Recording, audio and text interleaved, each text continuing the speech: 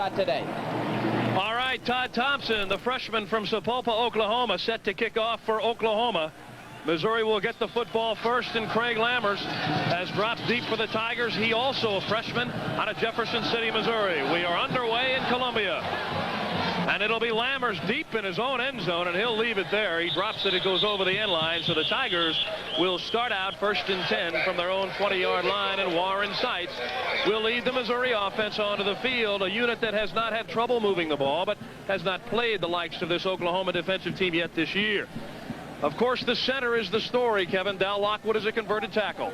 That's right. Clay is maybe one of the best offensive tackles in the country. They'll have to go behind him all day. Johnson, a great receivers. Lammers is a walk-on. And Sites, he'll have to have a big day today against Oklahoma's defense. Wallace, Darrell Wallace, the tailback, moving in on some Missouri records that we'll tell you about. He carries it on the first play of the game over the right side, and there's little running room there. Murphy was the first to hit him, and Bosworth likewise was in on the stop. Bosworth is usually in on the stop. Casillas, we've talked so much about him. Steve Bryan's the unheralded member of that front five. Great player. You'll see a lot of these guys in the NFL very shortly. The linebackers are outstanding, too, for Oklahoma. They're very active.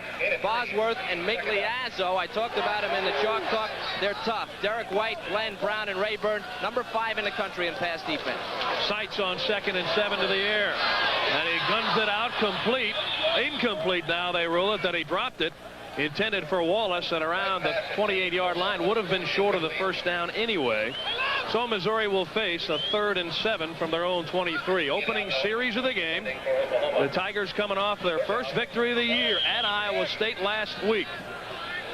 What Missouri has to do is not become predictable against Oklahoma. They're tough enough when they're reacting, but when they've got an idea of what you're going to run, you're really in trouble. And that means pass on first down, run in long yardage situations, use a lot of traps, try to trick them. And they're in a throwing situation here. Sights with time. Now he's flushed out of there. He can hurt you with the run, but he's going to be run out of bounds short of the first down. Good defensive work by Scott Garl, the nickel back in there, number 49, to run him out short of the first down, and Missouri will have to punt it away. Sites is a big guy, 6'4", and he was close to a first down. He might have had an opportunity if he turned his head, ducked his head, and went for that first down. Now, Missouri is punting into the wind, and that's going to be tough today. It's a strong wind, and Marlon Adler hangs it up, and it really gets caught in the wind. Shepard from his own 36. Still alive as he gets close to the 45-yard line, hemmed in short of the 45 at the 44, dropped there by Tony Fasanelli.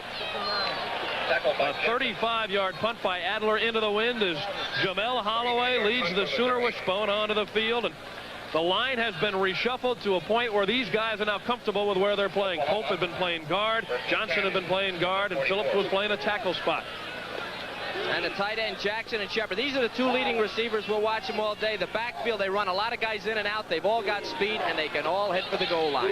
The kiddie core, they call him in Oklahoma. Here's Holloway. He'll keep it on first down. He tries to cut upfield, and he's hemmed in right there.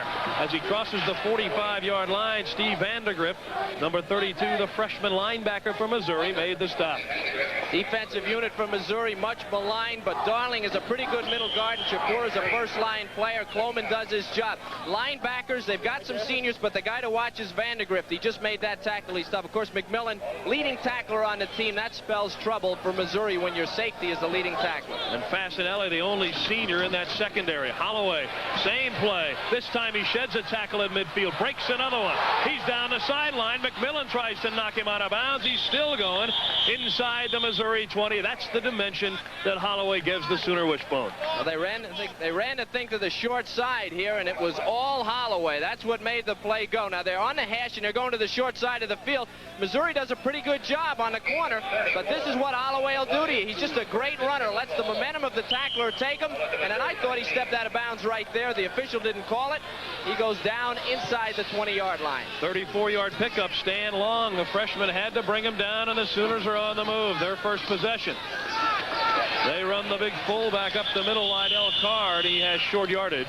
And this is where Missouri has to stiffen, because it would be demoralizing to them to allow Oklahoma to take their first series and punch it in. It's a nice job by the middle guard, Darling, stacking up the center, Simpson, for Oklahoma. Now, one thing I talked about all year is how the field gets shorter when you get closer to the end zone. For the Wishbone, that's not true. This is a running power offense, and when you get down inside the 20, the 10-yard line, the defense creeps up a little bit, but you've still got the strength of your offense working for you. Barry Switzer calls Holloway his knuckleballer and Eric Mitchell his fastballer. And here comes the knuckleballer with it again. Slips as he turns the corner, and there is the turf coming into play as Stan Long is there to make sure. I was on the field earlier. I was talking to Barry Switzer about the turf, and he was saying he'd never seen anything like it, where there was sand on the top of artificial turf. It's hard to see. It looks green to you, but there is a little bit of a film in places of sand. It's called OmniTurf, and it is of some concern to the players and their footage. And when you have players like Oklahoma that can stop and turn on a dime, it can be a little bit of a disadvantage. 3rd and a long, 3 for the Sooners as Barry Switzer looks on. Holloway. He's met as he tries to turn the corner. Fasanelli came up and stuck him. So Oklahoma will have a kicking situation. Great job by Fasanelli. Now the corners have to be very much involved in the running game. This is not like a regular defense. Here comes Fasanelli, reads option, and he's got both arms, his chest, everything around Holloway and stops him. Tim Lasher will come on for the Sooners, and they'll spot it at the 18, which would make it a 28-yard field goal, and Lasher has not missed from this distance all year. He's 5 for 5, and he'll try to put Oklahoma on the board first. He gets it off cleanly, and he splits the uprights from 28 yards out. So Oklahoma, with 11.5 minutes remaining in the first quarter, on the scoreboard with Lasher's field goal, and they lead the Tigers 3-0. We'll come back to the Tiger Den here at Faurot Field in Missouri after this. Reminder, this telecast is the sole property of Raycom Sports, and any rebroadcast, retransmission, or other use of this telecast without the express consent of Raycom Sports is prohibited. I'll bet you already knew that. Oklahoma with the field goal from Lasher of 28 yards jumps out on top 3-0. We mentioned this was the 76th meeting, but Missouri has been unbeaten here in Columbia the last 2 times they've met. And with the wind, Thompson bangs it through the end zone, and Missouri will start from the 20 again. And that wind, folks, is really going to play a role before this one is out. This is the defensive team that Missouri must battle today. They don't get any better, Kev. Well, everyone from the beginning of the season has said the strength of the Oklahoma team is defense, and they've lived up to it during the course of the season. What Missouri has to do here, and what Woody says they were going to do, is take what they give them. They don't give you much, but every defense, there's only 11 guys, they will give you something. The defensive coaching staff of the Sooners, Michael Scott is in at fullback for Missouri. Remember, they call him the freezer, and he throws a great block that springs Wallace. So Scott, making like William Perry the refrigerator in Chicago, throws the key block that springs Wallace. Well, the important thing for Scott at 270 pounds is make the block and get out of the way. Right side of your screen, number 99. He makes the block. Wallace cuts inside. Good block on the corner. And Wallace is quick and nifty. And Scott, being as big as he is, 6'5", 6'6", he'll screen Scott. He'll screen Wallace. 8-yard pickup for Wallace. 2nd and 2 for the Tigers. Woody Widenhofer told us that Michael Scott is rejuvenated at fullback, and his partner Wallace scurries through for the first down before Dante Jones, the sophomore from Dallas, Texas, brought him down. That's what Wallace has done so far, 3rd in the Big 8. And coming into the game, needed just 59 yards to move into 3rd place on the all-time Missouri list for a single season, and he'd be ahead of Charlie Brown. And he's within striking distance of Joe Moore's single-season record here at Missouri. He needs 435 coming into today's game. Certainly within his reach with 3 games remaining. And here he goes again. He's getting a steady diet this afternoon, but that time Casillas was there to meet him. So important that Missouri runs the ball against Oklahoma. If they're able to run the ball up the middle, get that cutback out of the I formation, it will open up the rest of their offense. And there's no question that Woody knows that. The Missouri team knows it, and Oklahoma knows it. The I formation, they're going to have to come and try to stuff Michael Scott at 270 pounds. Is this going to be a tough assignment? Missouri comes out of the I on 2nd and 9. Scott is in the backfield, and he'll be there to block. Seitz drills it complete near the 40. That is going to be short of the first down. Vernon Boyd in there on the receiving end. Now was watching Scott on that play, standing up to block in the backfield. It is, in fact, another lineman. And if you think about the rushing game, as you take a look at Vernon Boyd from Camden, New Jersey, you think about the rushing game for Oklahoma. These guys, take a look at 99, the left side of your screen. Now, you got a rush again. This is no little running back here. That was Darrell Reed. He didn't look too anxious to get at Scott. 3rd and 3. Seitz going to sprint out. He's got to hurry. Bosworth chases him, but it's a first down for Missouri. Seitz knew just where he had to go, and he picked up the first down. One thing about Michael Scott to keep in mind, it's not something that's new to him. He played fullback in high school. He runs a 4.8 40. He's listed at a 4.8 40, which, depending on the timing, it could be faster than that. And Seitz, having established a little bit of running game, completed a pass. You get Oklahoma's defense thinking, and a broken play will work against any defense, because a broken play means the defense did its job, and you're just running to the open spot. First down for the Tigers at their own 45. Kevin Slayton along with Kevin Kiley. 9.5 minutes left in the first quarter. Oklahoma scoring on their first possession with a 28-yard field goal. They lead it 3-0. Wallace scooting up the middle and gets a couple before he's snowed under. Make that Vernon Boyd on the carry for Missouri. Ryan was at the bottom of the pile, the junior out of Broken Arrow, Oklahoma. Let's take another look at what Michael Scott's doing. And what he's doing is creating space. Look what he does here on number 40. Again, Darrell Reed. He's creating space for the running back. The defensive corner, or the guy on the outside defensively for Oklahoma, usually will shut down, come down, drive that back into the play. He's not going to drive number 99 into the play. He's too big, so he's creating a lot of room for the back to run. He got 4 before all was said and done. 2nd and 6. Seitz will throw wide open. Oh, it's intercepted. He threw it behind him. Sonny Brown for the Sooners back to midfield, and he's dropped. It appeared as though Seitz and Junebug Johnson misread each other, because Johnson was open on the break. Well, it's not a good pass, and it's very windy, and Seitz is throwing into the wind here. Now, Junebug gets an inside release. It's a zone. Ball will go over his right shoulder right there. If that ball's thrown inside towards the sideline, Sonny never would have been able to get it, and it could have been a completion. Now, that's the thing that Missouri can't do. They can't turn the ball over. If they do, they're going to be in trouble. Alice, Texas, Sonny Brown. He'll be around next year, just a junior. His 3rd interception of the year. And Missouri's defense under the gun as Oklahoma takes over at the Tiger 47-yard line. Holloway's going to throw it wide open down the middle of the field to Shepard if he can get there, and he overthrew him. Well, the wishbone will give you that all day, won't it, Kev? If they throw on first down and complete them, Missouri doesn't have a chance. But the one thing Oklahoma doesn't do is complete the ball a lot. I mean, they just don't throw the ball all that much, especially with Aikman out of there. And their passing game sometimes is not in sync. You have to hope for them to drop the ball or overthrow or throw wide. If they do that, you have a chance to stop the running game.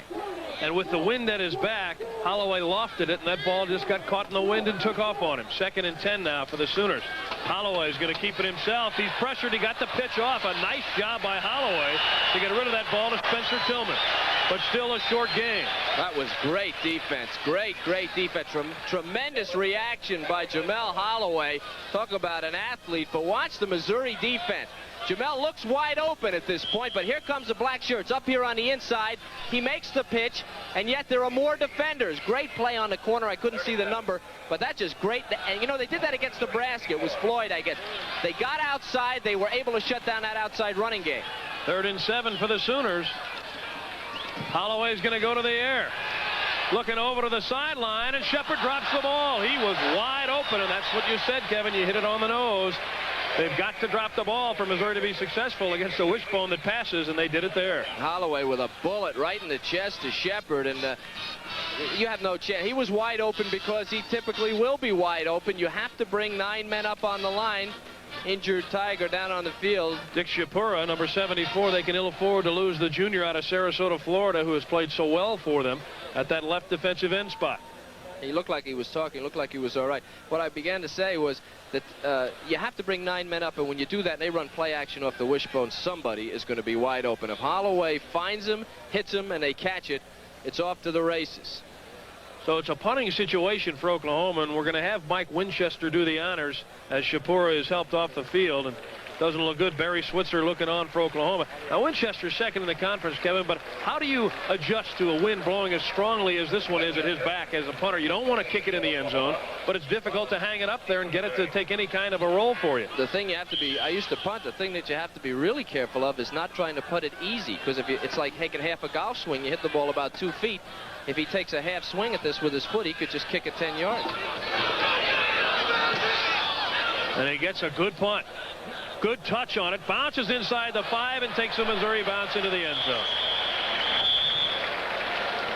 So for Winchester, a 44-yard punt. Missouri, for the 3rd time in a row, will begin from their own 20 when we come back. 7:40 left. From high atop Faurot Field here in Columbia, Missouri, Kevin Slayton along with Kevin Colley. They're wearing those tiger paws on their faces. That means war here in Columbia. As we watch from Faurot Field, we talked with Don Faurot last night, a legend here in Columbia.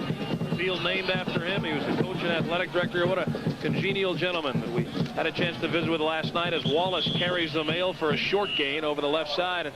I mentioned we're high atop the field here in this press box that has been renovated so nicely here by John Keckeris. And what a job he's done here with the press facility in Columbia.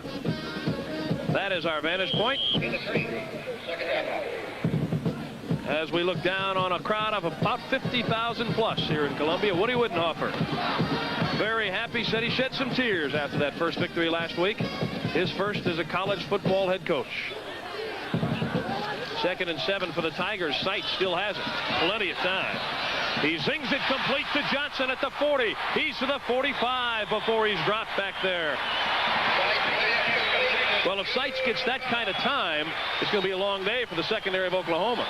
Play action with Michael Scott in the backfield. They have to respect it for Oklahoma. They might be able to run the ball. Number 99, Michael Scott, coming out like it's going to be a block. It is on Reed. It's all play action. And then a great pass into the wind by Seitz to Junebug in the middle of his zone.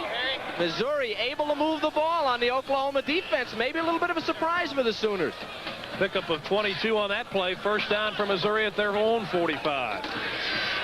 This is Michael Scott with his first carry. Everybody wants a piece of him, and Milazzo was the first one to get there. Michael, a little slow going into the line, and that's natural. When you're not used to handling the ball, he's more worried, I think, about holding onto the ball than he is running. You got to run with your head up. And as a converted defensive lineman, even though he ran the ball in high school, I don't know that he's got it down yet in college. And I think that's really just to keep Oklahoma honest more than get Michael Scott out into the open. We'll be nice and give him a yard on the play. 2nd and 9 for Missouri at their own 46. Tigers trail the Sooners 3-0. Here goes Wallace, and he's hit and dropped as he slashed his way across the left side. Jeff Tupper, big number 78, on top of the pile. And down at the bottom, of course, is Bosworth. When you think about, when you think about offense and defense, to think about offense, what you want to think about is creating space. When you think about defense, they want to eliminate space. And the Oklahoma linebackers do such a great job of it. And what they do here is they read the play, they come up, look at all the white shirts, just waiting to get their hands on Wallace. And really nobody even touched them on that play. They were able to come in and make the play. The Oklahoma linebackers as good as any in the country. 3rd and 8 for Missouri. Seitz under pressure. He's hit as he throws, but he completes it anyway to Thetford, the tight end, at midfield, well short of the first down. Good job by Seitz to even get it off. 3rd and long. Oklahoma knows they're going to run. They're looking for screen draw, maybe something short to the tight end. And what Thetford needed to do and Seitz needed to do, they needed to get a pattern that took him past the first down marker. They're not going to outrun Oklahoma's defense. Adler on to punt it away. Doesn't get all of this one. Fair catch signaled for, and a nice grab made on the run that time by Derek White. 5 minutes remaining in the first quarter here in Faurot Field. A 28-yard Marlon Adler punt has Oklahoma in business. 3-0 the Sooners. Faurot Field, Kevin Slayton along with Kevin Kiley. Barry Switzer in his 13th year, and that's what he's done at Oklahoma. He's not only tasted the wine of greatness, he drank the whole bottle. First down Sooners from their own 20. Out of the wishbone, it's the big fullback Carr over the left side. Missouri doing a pretty good job so far, Kev, at defending this wishbone. If you're playing defense now, you've got to be careful of the big play, Kev, because when they're on their own 20, you don't want them to get them outside and go all the way. Now, you got to be careful of that fullback, and that's what Missouri did. Check the fullback. If he has the ball, you tackle him, and then you get outside, but don't go away without checking that fullback.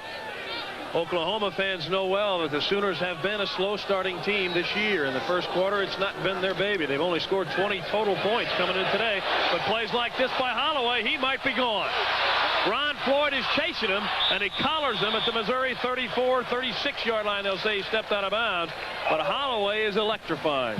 And what he did, he used the fullback for a screen. He handed it to him on the last play. But on this play, what they did, they faked to the fullback up the middle, and the big guy is able to make a hole. We're picking up in the middle here as you see Holloway, but what he did, he followed him into the hole, then he cut back across the field, and thank goodness for Floyd on the backside for Missouri, or Holloway's gone. Now this guy really adds the extra dimension to the Oklahoma offense, and you're seeing it here in the first quarter. He's like Elliott Ness. He's untouchable. And he gets another big gainer deep into Missouri territory, and here they go again. The Sooner wishbone in command, and they're eating up chunks of yardage now. That time it was Patrick Collins, who was just a sophomore. Collins started the game at the right halfback spot. He's a sophomore as we watch it again. Stafford, a freshman, and Carr, a sophomore. And another freshman, Terry Walker, number 40, does what a linebacker has to do. He keeps his feet, has enough presence of mind to turn around and get a hand on Collins, and he's the one who made the play. But still, 5.5-yard pickup for Oklahoma. Missouri's got to do better than that on first down. Second down for the Sooners. And they'll run Carr, big hole over the left side. He's into the secondary before McMillan rides him for 5 yards. And inside the 20 as McMillan needed help from Fasanelli. When you have as much talent as the Sooners do, when you have as much talent and speed, you really need to depend on them if you're on the other team to make mistakes. If this team doesn't fumble and they're allowed to get the fullback into the secondary like this, they're just going to murder you. McMillan's a big guy. He was a linebacker last year. He had his hands on Carr, and he was just going along for the ride. They just got big, strong people. You need to get team defense to stop them. Holloway with the two big plays, one of 34, one of 39. Flags fly as Carr goes over the right side, and it appeared that Missouri jumped offside. Another difference in the Oklahoma offense, we talked about it when we showed you the starting lineup. What they did, something kind of odd. They reversed their tackles and guards offensively. The tackles became guards, the guards became tackles. And the reason for that, Coach Switzer said, was because they were playing bigger people over their guards. So they needed bigger people. So the obvious thing was to take those big tackles, put them at guard, and reverse it. And it's worked very well. The offense has taken off since that point.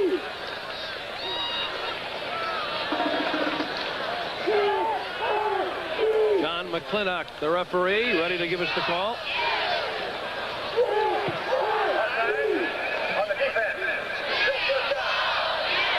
So you give them 5 and make it 1st and 5. Speaking of the officials, there they are.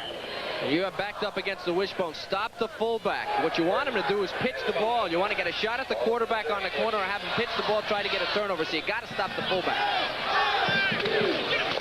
Holloway still has it. Tucks under. Look at him move, would you? I mean, Darryl Darling, a fumble, and Missouri recovers. It may have been Rick Cloman at the bottom of the pile. He got up jumping, but I'm not sure. Perhaps it was Cloman that got it. Well, they did exactly what they had to do, Kev. They stopped the fullback. They got a shot at the quarterback. He's just a little guy. Watch Holloway as he ducks in. There's a hat right on the helmet there. Can't pick up his number. The ball falls right into his hands. Number 91, Rick Cloman. Cloman, the senior out of Baldwin, Missouri. Very happy man on the sidelines. And the Sooners denied. They still lead 3-0. We'll be back.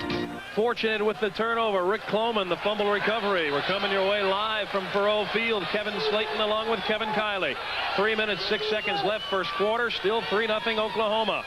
The Sooners coming on the full blitz, and Seitz lucky he didn't fumble the handoff because Bosworth just teed off, timed the snap perfectly, and there's a guy that seeks no peace in his kingdom. Yeah, good advertisement for changing the snap count. Brian Bosworth's 237 pounds, and he runs like he's 150. Hey, this is a mean guy. Number 44 from behind him. He was right on the snap count, and Seitz did a great job not just to fumble the ball. Bosworth was there before the back was. A loss back to the 9, a loss of 4. 2nd and 14 for the Tigers, deep in their own territory. And they run the first man through, a fumble, loose ball. Sooners trying to get it, still loose, and they've got it. I don't know what happened, but the ball went shooting into the air. And I was just about to say, backed up against their own goal line, they can't make a mistake, and they do. I believe that was Michael Scott. They were trying to hand the ball to Michael Scott. Remember, this guy's a defensive tackle last week. No, I'm sorry. It's John Red. Looks like he gets hit by his own man pulling by. The ball comes loose, and there's nothing but white shirts around it. That ball was moving, though. Look at it. Still loose there, and Junebug Johnson there from Missouri, number 12, was looking to get into the action, and then everybody jumped on it. And Oklahoma has it on an Oklahoma player. Tony Rayburn is hurt. He was near the bottom of that pile, and he got his knee busted up from the back, it appears, and working on his lower leg also. That's what happens in those things when you start diving in there. I used to hate those things. I'd rather be the last guy in, because the first guy in gets about 200,000 pounds on him.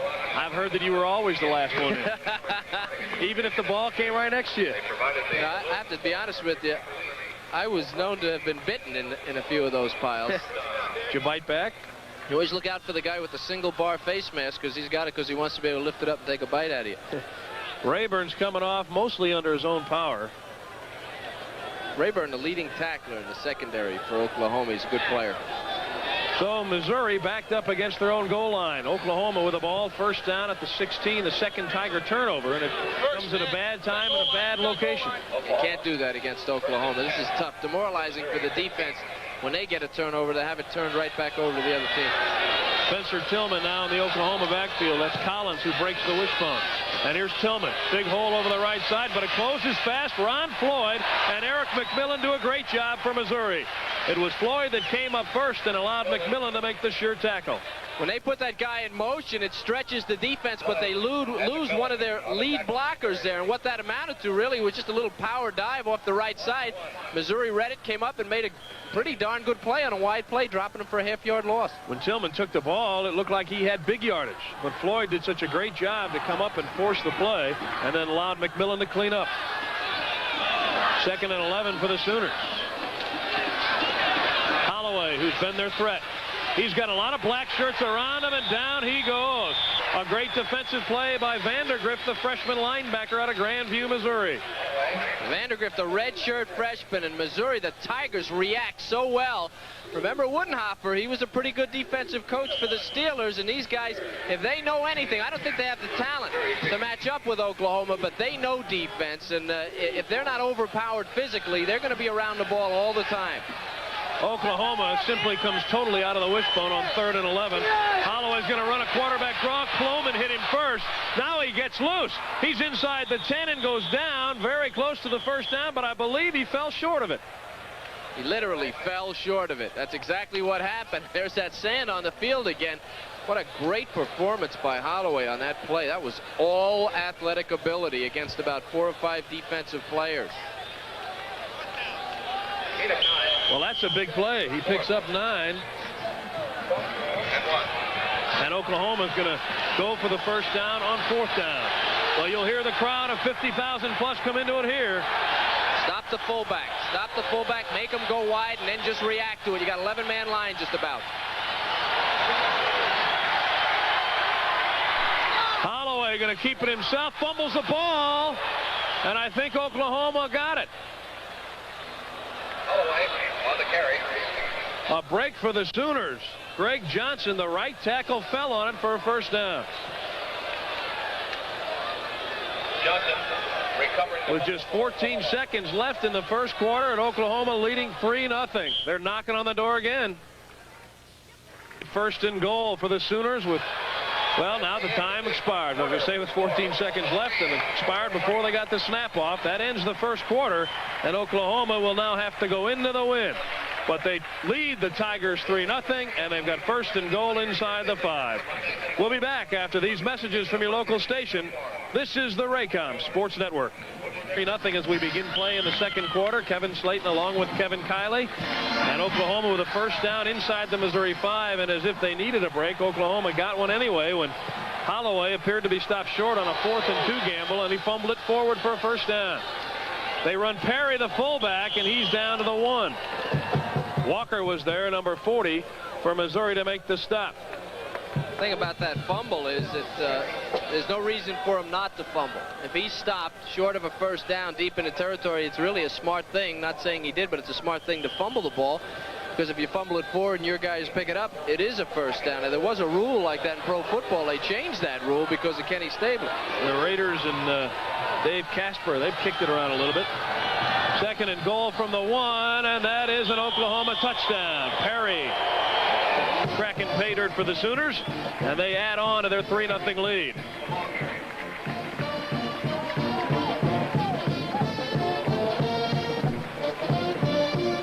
Your fullback, if you're on the goal line, that's what you got to do. Stop the fullback. They couldn't stop him because they got a great block in there by Anthony Phillips. He just cleaned out his man.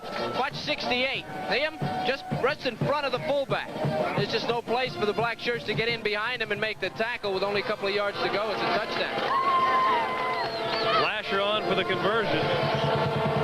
And he splits the uprights, and it's a 10-0 Oklahoma lead with 14:26 left in the first half. So the Tigers have to get it moving offensively. They will have the strong wind at their backs when we return to Faurot Field after this. At Faurot Field in Columbia, Missouri, Leon Perry going in for the Oklahoma touchdown. A 1-yard plunge for him, and they take advantage of the Missouri fumble deep in their own territory. And the Sooners have a 10-0 lead, and they're in command so far. Missouri has shown signs of moving the ball, and they're going to have to with the wind at their backs here in the second quarter. Short scoring drive. You can't shorten the field for Oklahoma like that. Thompson, you can see the effect of the wind. Kicking into the wind, that ball is caught on the run at the 18-yard line by Clark. A flag is down as he gets to about the 27-yard line. The flag was thrown way across the field here on the near side. Clark on the return from Missouri. And we'll wait as the officials talk it over and decide on the infraction.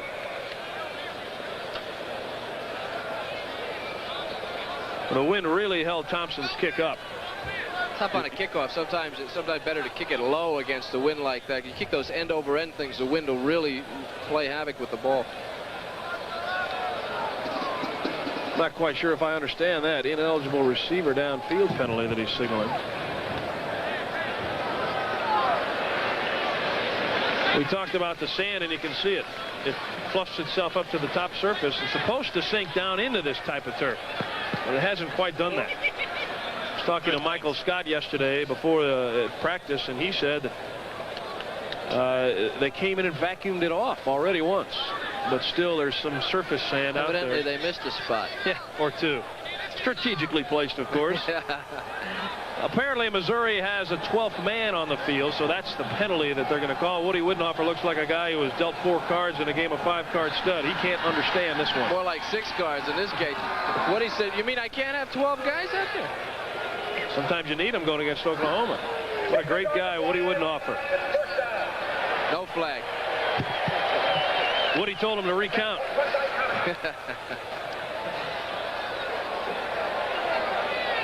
He knows it's going to take time here at Missouri, but he's had such a strong recruiting year. And one guy you won't see play today probably is Ronnie Cameron, the quarterback freshman from Missouri, who has a sore throwing arm. And I know that Woody's chomping at the bit to get him into the game, but he doesn't want to use him while he's hurt. There's the rushing story so far.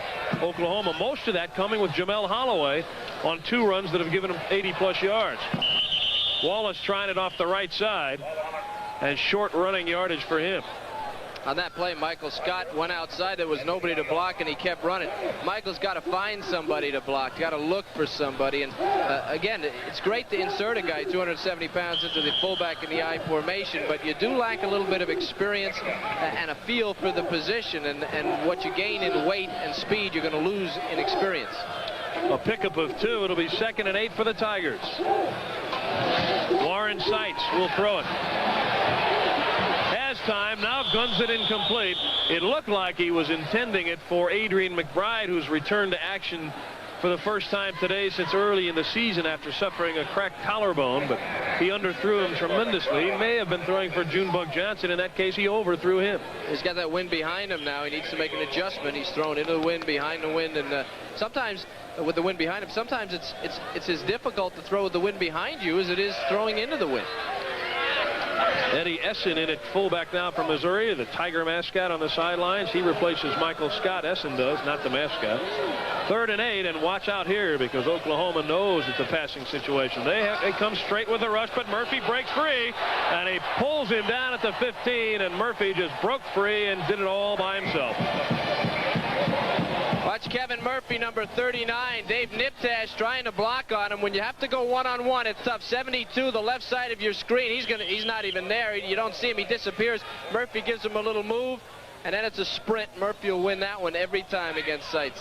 Adler, with a strong wind at his back, kicks a low driving ball that gets a pretty good roll and goes out of bounds at the Oklahoma 36. I'm surprised Adler just didn't try to tee off on that one. Maybe he did and just didn't do it. 13-11 remaining in the first half. Oklahoma leading 10-0. We'll be back after these words from Coors. At Faurot Field, Columbia, Missouri, the black and gold, the prevailing colors today, but Oklahoma has a 10-0 lead. Jamel Holloway's rushed for nearly 100 yards already, their freshman quarterback. Kevin Slayton along with Kevin Kiley. Oklahoma taking over after the Missouri punt at their own 36. They'll run the big fullback, Liddell Carr, the sophomore out of Enid, Oklahoma. Rick Cloman, the senior out of Baldwin, Missouri, making the tackle for Missouri. What you'd like to do if you're Oklahoma is run that fullback every time. And what you need to do if you're the Tigers is make them go to the other options in the wishbone. If they can get away with that clean handoff to the fullback every time, the weakness in the wishbone is all the different things they have to do with the ball. Missouri made great second-half adjustments defensively last week. They limited Iowa State to just 78 total yards. But look at Holloway. He sheds tacklers. He breaks tackles. McMillan finally stands him up. Got help from Shapura, but not before he's deep into Missouri territory. And another Oklahoma first down. He's been the whole story for Oklahoma. Well, the thing about this guy is he's so slippery. An arm tackle just won't do the job for you. When he gets to the corner, right here's where you want him, but you want a clean shot at him. Now, as he comes in here, you see, you just can't seem to get a clean shot at him. When you do, you've got to go for the ball and get a turnover. McMillan had a good shot at him. He did get that hat on the ball, break it loose, and get the ball back. While Oklahoma's got the ball, they are dangerous, real dangerous. Well, they've put 2 games back-to-back of 500 yards or more, and I think the Sooners, this time the left side of the line, Eric Pope jumped. Of course, they'll point at Missouri. What Missouri did was shift. They went to an over defense or an under defense. They shifted the line, and that got everybody in Oklahoma excited, and they jumped. I believe this is on Oklahoma. And it'll cost the Sooners a handful. Missouri is shifting at the last moment. What they want to do is give them a look and then change the look at the last minute and try to guess which way the play is going. The Sooners come into this game averaging better than 31 points, and that's good enough for 12th in the country. They did lose 11 fumbles and a 12th one here in the first quarter, so that's the wishbone dimension. They'll fumble the ball, and that's what Missouri needs, is a few more of those. An oddity, they had not recovered a fumble on a turnover, I believe, until their 5th game of the year. They had not recovered a fumble. 1st and 15 for the Sooners. Right up the middle goes Carr, and Floyd makes the shoe-top tackle, but big yardage for Carr on 1st and 15, and that was the play they needed to stop the wishbone. Good block on the right side there. Again, that's the play. You're right, Kevin. You got to stop that thing. If you don't stop the fullback in the wishbone should not be able to get out of bed the next day. He's the guy that should just be pounded every single play. If you let him loose, the one time he's got the ball, he's going straight up the field. He picked up 11 yards. 2nd and 4 for the Sooners. This is Holloway. He's forced to make a bad pitch. Ball still on the ground. Everybody chasing it. Still loose in midfield. And I think Oklahoma got it. Eric Pope. I mean, there were all kinds of black shirts around it. You've chased some of those loose balls down. That ball just won't bounce to you, will it? I've also dropped a few of them. Well, it's a nervous time. This is what you want. See, they fake it to the fullback, don't give it to him, and that's a great play defensively. Get your hand on the ball. He's hanging it out there, and now it's just a scramble for the thing. And you know the thing about a football, if they made the thing round, it just wouldn't be any fun because you'd know which way it was going. But look at everybody diving on. That's a nice play by number 63. Eric Pope. 63, Eric Pope. Nice play. He recovered it the way you want to recover it. Get it into the belly and hold on to it. But the loss all the way back to the Oklahoma 48. 3rd and long. There's Jackson, the tight end. Did he hold on? I don't know who has it. He and McMillan fight for it, and they're going to give it to the Sooners. Or he and Floyd fighting for it. That was a fine throw from Holloway into the wind. Jackson was open all the way. Number 88 is the leading receiver on this team coming in. He had 12 catches for 291 yards. And Missouri should have been on him here. They left it up to the safety. He's got it right there. And now Floyd's only got one hand to wrestle it away from a guy who's 241 pounds, and he's just not going to get it. Missouri had him right where they wanted, and they let him off the hook. On 3rd and 20, they picked up 32. They're not supposed to be able to do that. Shapura very quickly up defensively to make the stop on Tillman. He got some help from Darryl Darling, the freshman nose tackle. Missouri plays about 15 freshmen at one time or another out of their 22 starters, and that does not mean good things for this season, but it certainly does for the road ahead. The only thing you can do when your program is down, you've got to take those young kids and teach them and give them the experience. Pickup of a couple. Whistles blow, flags fly, and they'll stop it before it gets started. The Sooners with a 10-0 lead, a 9:53 left in the first half. And that'll cost the Sooners 5 more, so they're doing their best to help the Missouri defense on this particular series. Well, the defense has done well. The Tiger defense has played well. They're getting the turnovers. They're getting them to drop the ball. They're getting the ball loose. A couple have gotten loose, and they haven't fallen on them, 2 that I can remember. But they are dropping the ball, so Missouri's doing the job. What they need to do is hold them here and sustain a little bit of offense, and we've got a ball game. That recovery by Pope was so big because he got it at the Sooner 48, and Missouri would have had it in Oklahoma territory. 2nd and 13. Holloway's going to throw it again. Wide open is Lee Morris in the end zone, and he holds on for the touchdown. Well, they beat him that series with the pass. Into the wind. 24-yard strike from Holloway on the heels of a 32-yard completion. Well, again, it's 2nd and long here, and what he does, Holloway checks off. He's looking to the left, and then he goes back to your right as you watch it. What a perfect pass. What a perfect pass. Anytime you run play action, out of the wishbone, you've got to have a receiver open. You have to respect the run first.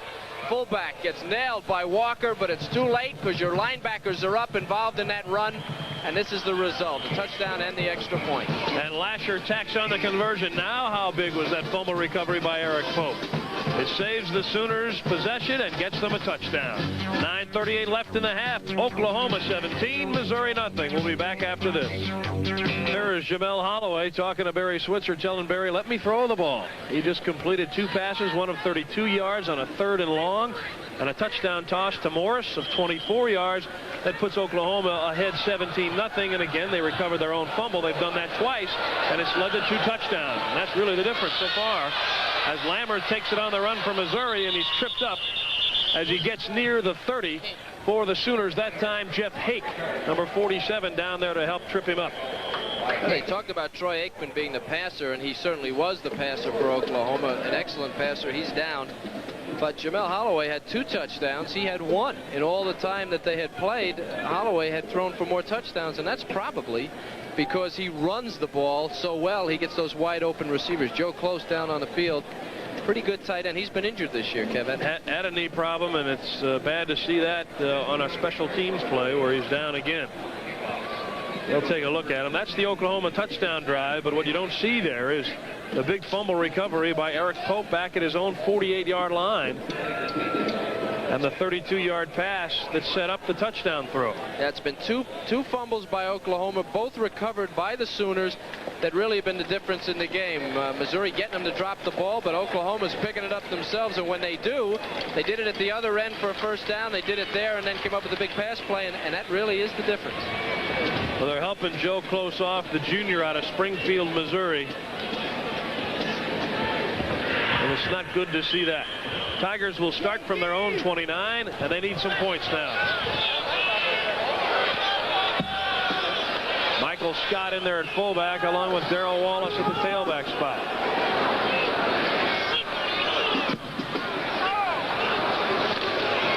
They bump into each other, Scott and Seitz do, and now they're in trouble.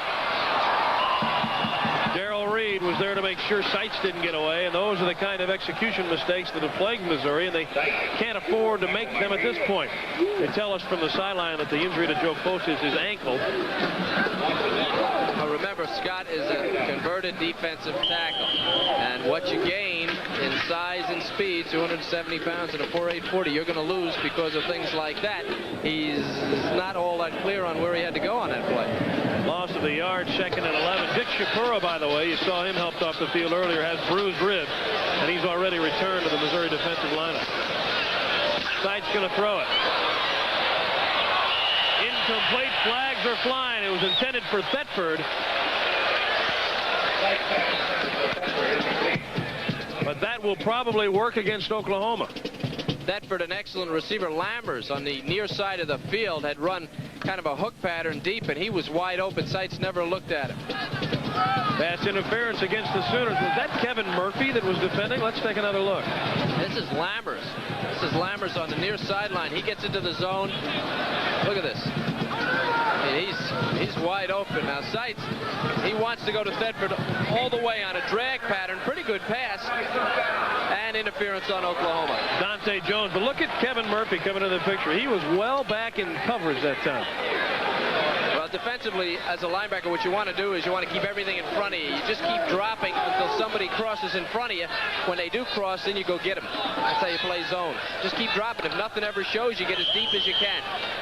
So the penalty is a 5-yard penalty and gives Missouri a first down at their own 32-yard line. And they'll run Wallace trying to get to the outside. He's quick if he gets room. But he didn't get the room, but still was able to pick up some yardage on that play. And out there to make the tackle very quickly was Scott Garl, the freshman from Hominy, Oklahoma.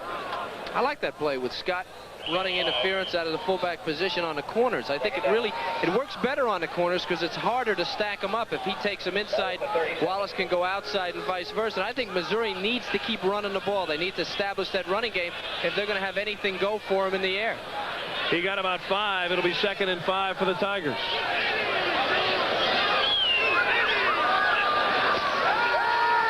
Seitz straight back. Here comes the rush. He throws into it. Great catch, cutting across by Johnson. He's loose at the 40. Junebug Johnson knocked out of bounds inside the Oklahoma 30. And no flag flies, and the Sooners are fortunate as Derek White threw him down 5-8 yards out of bounds. A big play for the Tigers.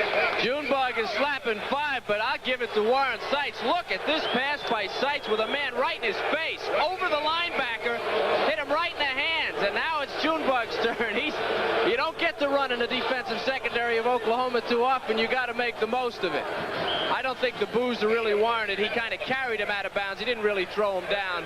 That was momentum more than anything. Good play by Missouri. 37 yards. That was Steve Bryan, the unheralded right defensive tackle for the Sooners that was in the face of Warren Seitz. Biggest play of the game for Missouri. And here's Wallace straight up the middle. Tried to make a cut, and his own turf victimized him that time. And you see his reaction. Look at his shoes. We had a shot of his shoes there. He's got the tape on the shoes. That tape goes all the way under the shoes. And I never really thought, well, no, see, that wrong shoes there, guys. But see, on some of these guys, they have that white stuff on the side of the shoes, goes all the way around the bottom of the shoes, and that'll cost you some footing. I never did that myself. In fact, I didn't wear shoes. Now that you needed all the help you could get, right? 2nd and 4. Seitz in trouble. He's got a man, and he completes it to Essen inside the 10. Eddie Essen, the Missouri fullback, sneaking out of the backfield. And that'll be a Missouri first down. What Seitz did, he went to the corner. He put some pressure on that defense when he got outside. You got to make a decision. Come up or go back. Seitz unloaded the ball, and he made the play. See, once he gets outside the coverage, here comes the linebacker, Reed. Now, maybe he should be in coverage, but somebody's got to chase Seitz. Warren does the right thing. He tosses it to Essen, and Essen heads for the goal line. First and goal, Missouri at the Oklahoma 8. Wallace cuts inside and gets inside the 5-yard line. A great cut from Wallace that time to enable him to penetrate, but Bosworth was there to make the stop for Oklahoma. When Bosworth's in your way, you're probably not going to get to the goal line. Here's where Michael Scott will really come in handy. 270-pounder in the backfield. You've been watching the Bears, William Perry. Of course, Scott's just a baby compared to Perry, but the idea is really the same. You get that guy going. If he can get off the mark quick and get him into a hole, he can create some damage in that defense. He's in there right now. Big number 99, 270 pounds, second and goal from the 4. Essen in motion. Well, that play just looks strange all the way, and flags fly, and if that costs Missouri 5, that's a delay of game penalty that just kills you when you're down close. And that's what the Tigers have been victimized by here. This Sooner defense, so potent and powerful on its own, is gracious to get help like that. We saw them against Nebraska. They literally hiked the game away, snapped it away with drop snaps. Young teams will have this problem. It's just got to be demoralizing for Woody and the rest of the guys, but it does happen when you have a bunch of young kids in there and you're playing against one of the top-ranked teams in the nation. Vernon Boyd replaces Wallace at the tailback spot. Second and goal now from the 9.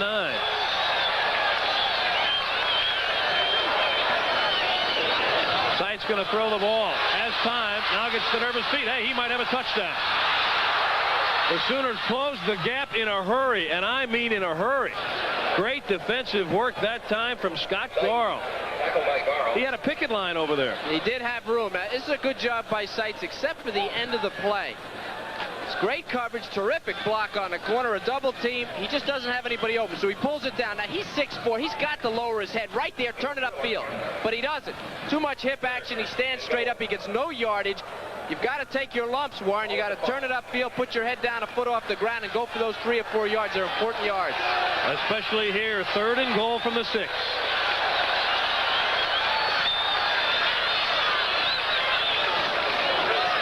Seitz under pressure now. Flags flying.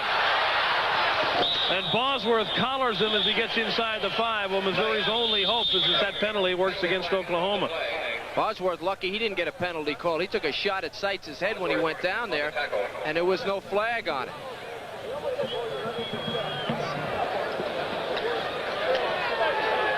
Missouri will get the illegal procedure penalty again. So they move the football all the way to the 4-yard line, and then penalties set them back. Bosworth, you see him in the screen, number 44, a little bit shaken up on that play. It seems to be, it has been the story of the Missouri team. Key penalties, mistakes at the wrong time. They're really a pretty good football team, although they're 1-7 on the year. They've been in most of the games. They just seem to shoot themselves in the foot. I saw Bosworth yesterday at practice. Got one of those little curls down at the end of the back of his haircut, and I was going to tell him it looked silly, but I thought better of it. Will attempt a 21-yard field goal. Tom Wellahan on for Missouri to attempt the field goal. It'll be a 21-yard attempt. He's 1 of 2 from this distance. Switzer was saying, watch out for the fake. He gets it off, and he boots it through there. So Missouri with much-needed points, although they would have liked to have had 7, they come away with 3. 5:01 remaining in the half. Oklahoma still on top, but now it's 17-3. We'll return after these words from Black & Decker M47 Series Power Tools. Hi, Tom Wellahan trying to get the crowd into it as Missouri gets on the scoreboard with a 21-yard field goal. Kevin Slayton along with Kevin Kiley. 5:01 remaining in the first half. 17-3 Oklahoma. Now, Kevin's exactly the 2 fumbles that Oklahoma made and recovered their own that led to 2 touchdowns. That is the sole difference in this game. Big drive for Missouri. They proved to themselves they could move the ball on this team. They did get 3 points. They're really a touchdown away from being very, very much in this game. Collins and Perry deep for Oklahoma. Wellahan with the wind at his back. There won't be any returning the football from that end of the stadium today on kickoff. So the Sooners will start from their own 20. Wellahan does his job, kicks the field goal, then kicks off for a touchback. And Missouri's defense has to think turnover now with 5:01 remaining in the first half, and the Sooners at their own 20.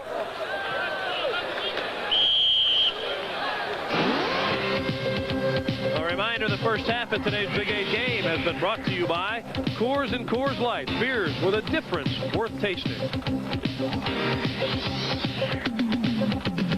We're live from Faurot Field in Columbia, Missouri, a place that's been difficult on Oklahoma. They've lost the last 2 times in here, and Leon Perry only gains a couple. as he goes over the left side of that Missouri defense. Walker was there, number 40, defensively for the Tigers, along with Lachey, who's in there now for Missouri defensively. Missouri defense has to feel a little better now with a couple of points, 3 to be exact, on the board. And what they have to do now is what we've been saying all day. Against the wishbone, against Oklahoma, who will turn the ball over, stop the fullback, and then everybody, after the quarterback and the pitch man, you got to grab those arms, go for the ball, try to get him to turn it over. Holloway's fumbled 3 times, and here he comes. They've recovered 2 of them, but he's hurt them with the big play. And they did just what you said. Everybody grabbed him and they went for the ball, but he held on that time, and he picked up another first down. It's been his running that has killed Missouri so far. That kid's special, number 4. He's a special player. He's not just a wishbone quarterback. He seems to have great resilience. He gets out on the outside. Very tough to get a good shot at him. 9 plays, 67 yards for Missouri. That was a good drive. The big play, remember, 37 yards to Junebug Johnson right in the middle. Great pass by Seitz. They should maybe have had 6, but they did get 3. Holloway's going to throw it again. Now he's in trouble. Hit as he throws. That one's up for grabs. And Jackson's the bigger of the 2, and he outleaps Floyd for the catch at the Missouri 26. Well, there's no reason for that. That ball was in the air forever. Floyd had plenty of time to react, and he should have been there. Jackson does a great job. He's got great hands, this guy. He's a big one, too. 6'3", 241, just a sophomore. Oklahoma doesn't throw the ball much, but he's got 2 big catches today. That gives him 14 on the year. 40-yard pass play for Oklahoma. Holloway has burned the Tigers. A 32-yard pass to Jackson, now a 40-yarder, and he threw a 24-yard touchdown pass to Morris. Big play for Oklahoma, and they have a first down at the Missouri 26. And there goes Carr right up the middle. Shapura riding his back. He got a lot of help. Lachey had him around the ankles, and Buck Stinson had him around the shoulders also. Pickup of 2 for Carr. Carr has added 15 pounds in the offseason. I guess it's an old 15 pounds now. He's been playing a few games this year. But he's a lot stronger, a lot better player. That wishbone fullback has to be a strong kid, take a lot of punishment. Second down, Holloway tries to get to the corner, and he really got stood up that time. Lachey was there, and a lot of black jerseys surrounding him. Buck Stinson again in on the play, and Walker, as he has been on that corner, doing a pretty good job. That's really how you stop the wishbone. Remember, the runners on the wishbone are really pretty much naked. They don't have a lot of blocking in front of them, and what you've got to do is you've got to just shut them down 1, 2, 3, and when you get a shot at them, you got to take it. Try to pop it loose. That's what you're talking about in the huddle all the time. Big play for Missouri, 3rd and 6, because it would be a difficult field goal into the wind. They're going to throw it. The receiver fell down.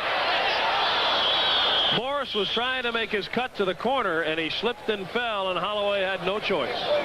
All those complaints about the turf, maybe.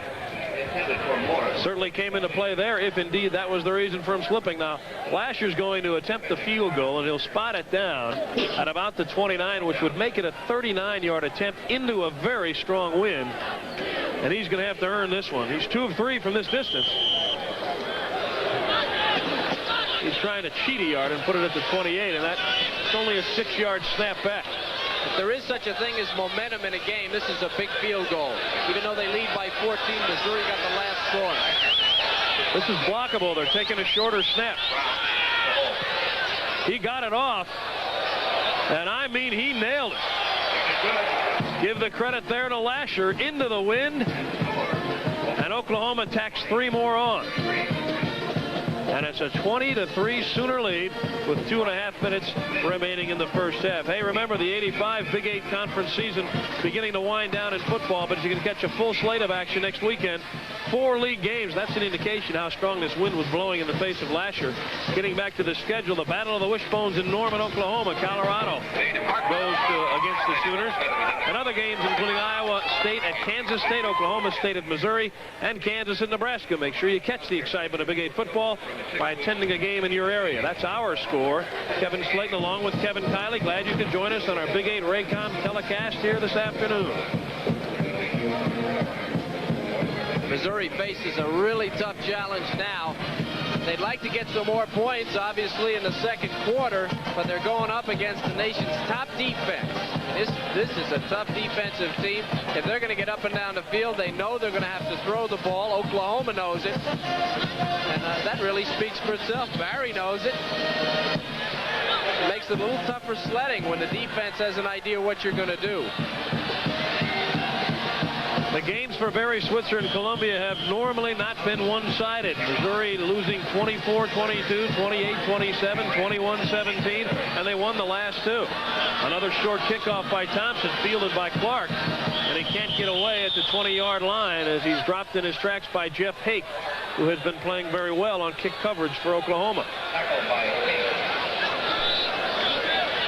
Here's the classic example of taking what they give you. Now, Oklahoma will play a little bit loose with 2:25 to go in the half. They've got a 17-point lead. They're going to play a little loose defensively, and that means what Missouri's going to need to do maybe is go underneath.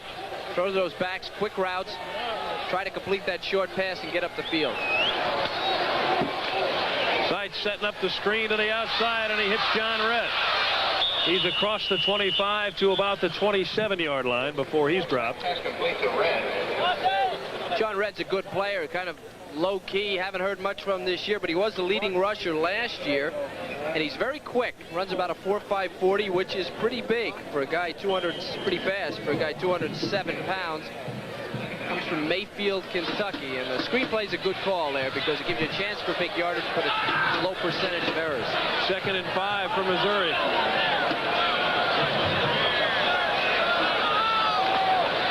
They run the ball with Redd straight up the middle. Murphy has a handle on him, so does Casillas. Tony Casillas causes so many problems for the defense, for the offense of any team.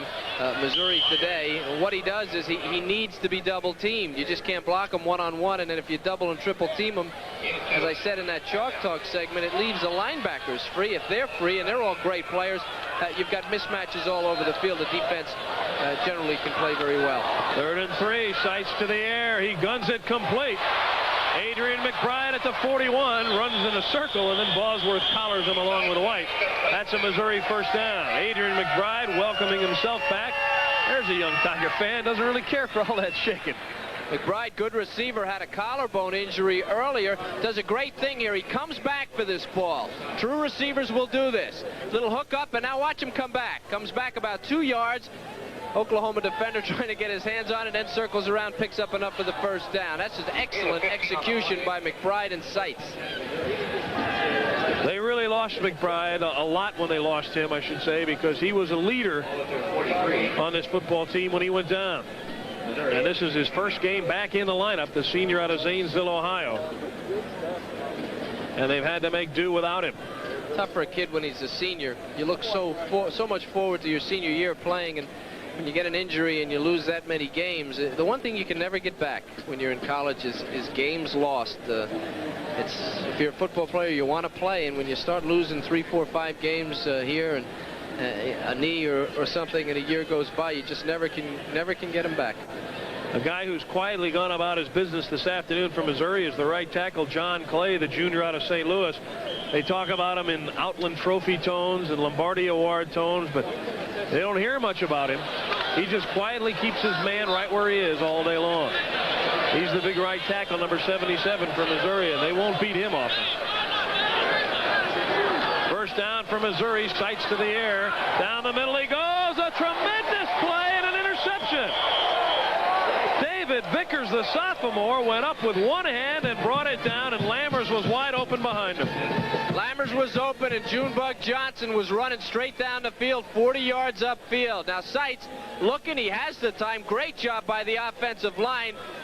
That ball thrown behind him, and you're right, that's just a great interception. And to the right, Junebug Johnson way down the field and open. Vickers, nice play for Oklahoma, but that's why they're number 1. 1:01 remaining in the half, and you don't get the feeling that Oklahoma would sit on it. And they come out without the wishbone, and that probably means they'll throw it. Holloway in trouble, slips it under to Jackson, the tight end. He's going to get good yardage here, and he's knocked out of bounds. Good thing, too, because he was off to the races if they don't knock him out of bounds. And Eric McMillan The sophomore out of Silver Springs, Maryland, did the job. It's a drag pattern by Jackson coming across the field. And Oklahoma, when they split that wishbone, defensively, you've got a mindset on the wishbone. All of a sudden, you're looking at something different. Does create confusion for the defense. Missouri needs to be very careful here. They can't allow another score with 54 seconds left in the half. Holloway, who's hurt them through the air. Chikora chasing him out of there. Now he guns it and incomplete, and wisely so. Flag goes down. I believe Vandegrift hit Holloway late out of bounds at the Sooner bench. Tigers don't need that personal foul on Vandegrift. You're right, Kev. Tigers just don't need that. Again, reaction, the ability of this kid is awesome. You see the end of the play. And then we get a little drive. Actually, Vandegrift had some help there, didn't he? He sure did. I couldn't see who it was. Looked like Scott Vollett, maybe, 92. Or was it Cloman? It was Vollett or Cloman. Somebody with a 9 on his shirt. This is a big one. 15 yards down almost to the 30-yard line. And now you start thinking about Lasher. With that strong kick he showed us into the wind a few minutes ago. He's in range just about now. With 46 seconds left, though, they're thinking touchdown. There goes Joe Close after injuring that ankle again. And that's a tough break for him. He just got back into the lineup. Holloway. Sidearms it and completes it. I mean, he sidearmed that ball, and Damon Stubb made the catch. He was getting pounded by Cloman as he threw that ball, and you know, Barry Switzer said this to me before the game. He said, this guy's a good passer. We don't throw the ball, but he can really throw. Not only can he run, Cloman on the backside just nails him from the backside. Watch this play. Boom. And this thing's on the money, folks. With Cloman hanging all over him, and Stell makes the catch all the way down to the Missouri 17.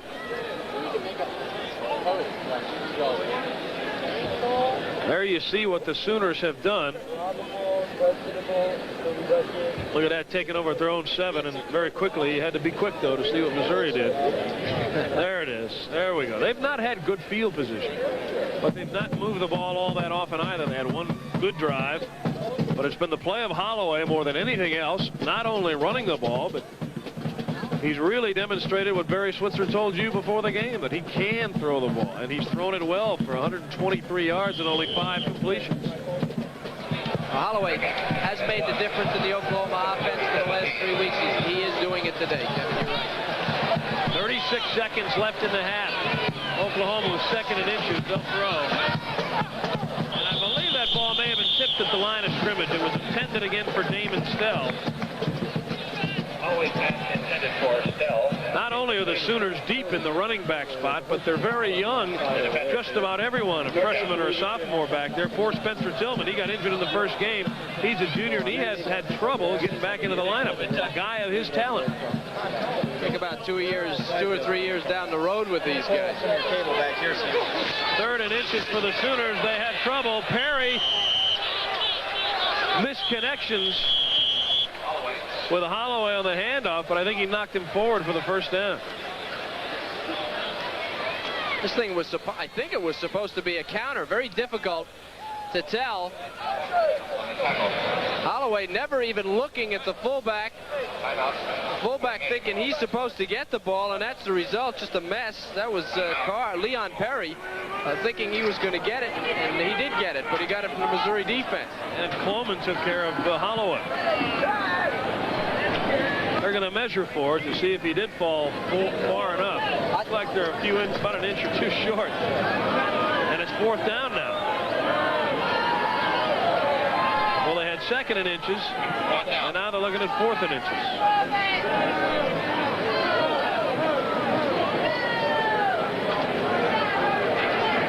Barry should have these problems every week.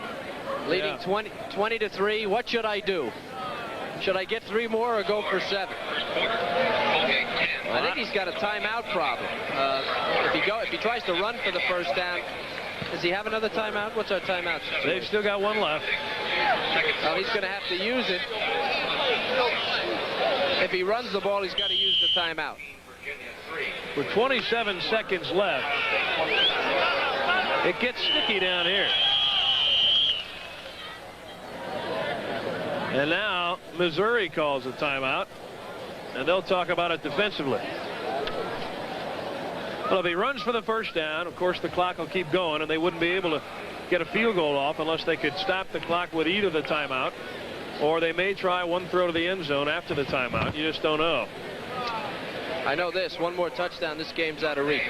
If you get into 27-3 at the half against this defense, I don't believe Missouri. I believe at 20-3 Missouri has a shot, but I don't believe at 27-3 they'd have to come out, and midway in the third quarter they'd have to go exclusively to the passing game. And if they did that, with Oklahoma's defense as strong as they are, they'd be apt to make a few mistakes with the help of the Sooners. So this is really pretty big down here. We mentioned how difficult a time Oklahoma has coming in here, and I mentioned earlier that 28-27 game back in 1975, 10 years ago here on this field.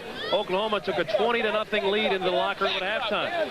All Missouri did was come back and take the lead 27-20, and on a fourth down play, Joe Washington broke it 60-some yards for a touchdown. They got the two-point conversion and won the game. And it was on a wishbone play as Oklahoma gets the first down. Steve Davis pitched the ball, and he said later he was just thinking about getting the first down and keeping it. He pitched it, and they won the game on it. There have been a few good ones out here. Holloway with the first down, and now the clock runs, and they'll try to get it stopped real quick, but Shepard's going to catch that inbound. His forward motion being stopped in bounds, and the clock with 10 seconds left. Now, why are they stopping the clock? Oklahoma must have had another timeout left. Well, my question is, why are they not going into the end zone with this? If they work to get a first down and a shot at the end zone, why don't they throw it into the end zone? What good is this play? A little hook to Shepard. He's not going out of bounds with it. He's 5 yards from the sideline. Just seems to me that their play selection might have been a little better. Well, maybe they glanced at the same scoreboard we looked at and saw no timeouts left, but they did have one apparently. They should be smarter than we are. Yeah, they should know. Well, at any rate, they're at the 11-yard line, and it'll be a second down situation with 10 seconds left, and they may take one more stab at it and throw into the end zone. And I'm sure they will, because you could certainly, unless Holloway is forced to scramble, get a play off into the end zone with less than 10 seconds.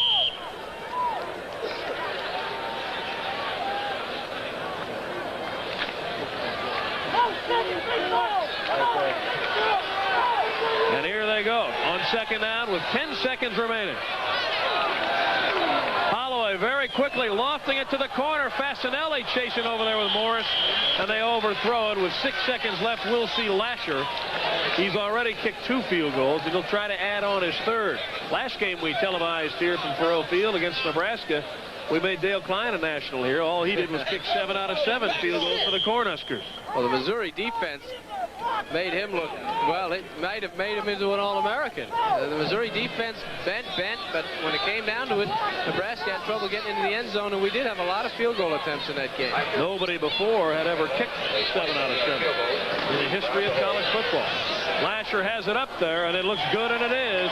So with 3 seconds left, he tacks on a 28-yard field goal, and Missouri trails by 20, 23-3.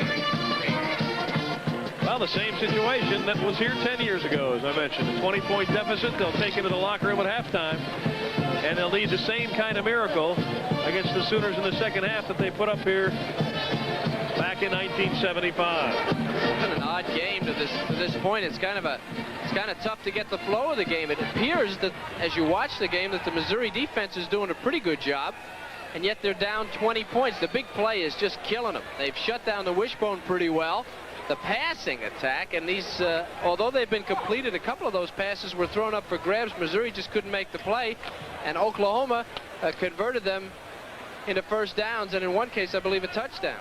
So, I don't know, it's kind of hard to get the feel of it. The Missouri offense, last time they had the ball, moved it pretty well, and yet they're down by just about 3 touchdowns. Don't forget, at halftime, we'll have highlights. We'll have all of the statistical numbers from the first half. We'll visit to each campus. We'll listen to the Missouri Band. And our greatest of the great features Tim Van Gelder, former cohort of mine. We worked together. Former great quarterback at Iowa State. Still holds a lot of the records up in Ames, Iowa. So you'll hear from Tim Van Gelder at halftime. The kickoff kills the clock here for the first half of this one. And Missouri has to regroup as they head into the locker room. They trail Oklahoma 23-3. We'll be back after these messages from your local station. This is the Raycom Sports Network. We're back here at halftime in Faurot Field in Columbia, Missouri. Oklahoma with a 20-point lead over the Missouri Tigers. And some big plays have broken the backs of the Tiger defense, and an inability to recover Oklahoma fumbles has hurt the Missouri cause. On 2 different occasions, Jamel Holloway, the freshman quarterback for Oklahoma, fumbled, and Oklahoma able to recover and sustain a drive that led to touchdowns on both occasions. Yeah, we could stand here all day and say that Missouri has had the bad breaks and Oklahoma has had some good breaks, but great teams, nationally ranked teams with #1 defenses, generally make good breaks for themselves. I do feel that Missouri defensively has not played badly. I think they're playing almost as well as they did against Nebraska, but things have not gone their way, and their offense hasn't put a whole lot of points on the board, and it's a problem. Jamel Holloway has hurt the Tigers not only with his running, but the passing arm. Does that surprise you a little bit? Well, Barry kept saying this kid can pass, this kid can pass. I think a couple of the passes that he completed were up for grabs, and Jackson, particularly the tight end of 88, has done an excellent job going up and getting the ball, and the Missouri defenders maybe could have gotten up there a little higher and gotten the ball, but again, it comes down to if you have great players, and Oklahoma has great players, they will make big plays for you. When the ball's up for grabs or on the ground, they're going to come up with it, and that's what's happening. All right, now you're Missouri. You go into the locker room, you're down 20 points. You won't even have the ball in the opening kickoff. You have to stop Oklahoma one more time. You might be down more than 20 when you get it back. What do? Well, yeah, they have the same problem they had before the game, only now they're down 20 points. So if that gives you any idea, they're going up against that great defense, the wishbone offense. You've got to take chances. Offensively, you've got to throw the ball probably on first down. There's not a whole lot you can do. When a defense reacts as well as Oklahoma does, you need some breaks. You got to get in the end zone. If you could just tighten it up a little bit, then maybe they'll tighten up a little bit. Defensively, as always against the wishbone, you have to take chances. They have to hope they don't complete passes, come up, pop, go after the ball, try to get some turnovers. Maybe the defense has to score a touchdown. That would get them back in the game. All right, the sun trying to poke through the overcast skies here in Columbia, Missouri, and we're at halftime of our ball game between Oklahoma and Missouri, with the Sooners on top 23-3, and we'll return to Faurot Field for all of the halftime festivities after you see this.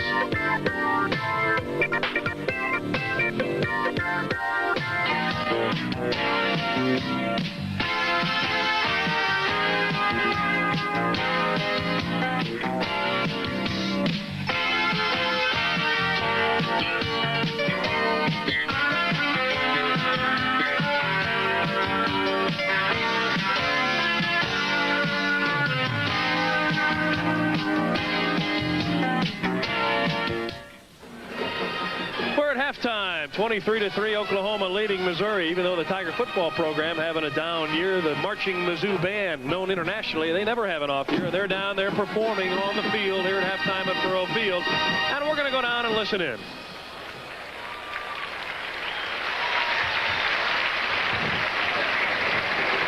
And now, 2 moves of the color. Who get to go?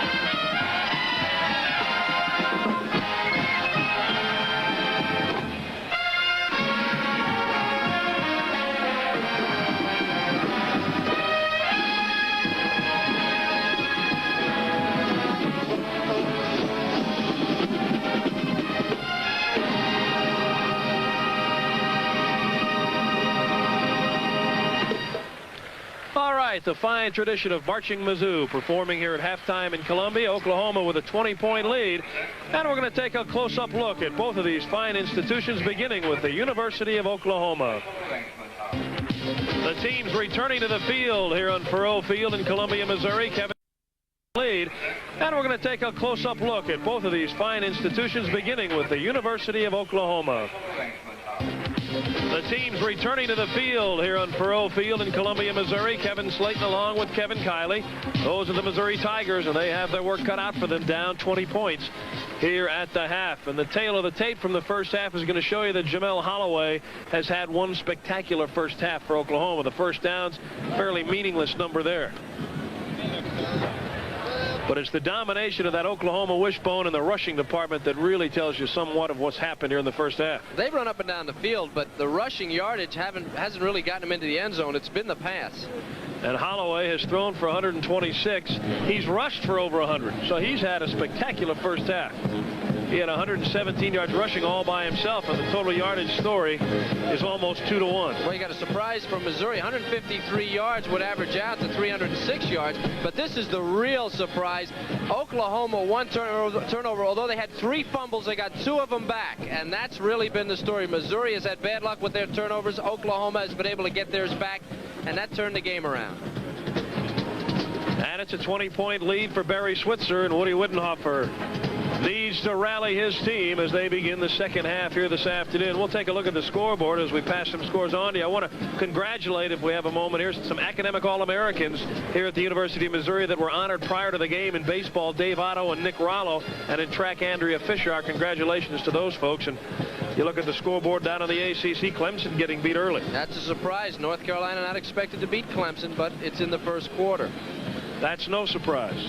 Ohio State, yeah, they're expected to beat Northwestern. Michigan and Purdue is a battle. Purdue has a very high-powered offense. Again, Michigan a great defense. There is Warren Seitz, the Missouri quarterback. He needs a big second half to rally Missouri past Oklahoma, but the control is with this man, Jamel Holloway. He's just had himself a tremendous first half, and remember, he's a freshman. Great poise for a young kid, Holloway, doing a super job. Surprise, people say a little bit surprised. Well, how could he come in and run the Oklahoma wishbone so well? He's a young kid. He's been running the wishbone his whole life. He ran it in high school at Banning High School in L.A. Throughout his high school career, so he's not new at the wishbone. He just has maybe the personnel a little bit better that he's running with.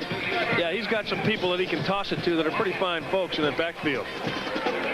Woody Widenhofer looking on. Welahan getting set to kick off. He'll kick into the wind. And Collins and Perry have dropped deep for Oklahoma. We are underway in the second half. Pretty good kick into the wind. And Collins will return it from his 1. This kid is lightning quick. And Missouri corrals him at the 25-yard line. Well, you almost looked for a loose ball there the way he got hit after he was stood up. Gotta be careful when you're a running back.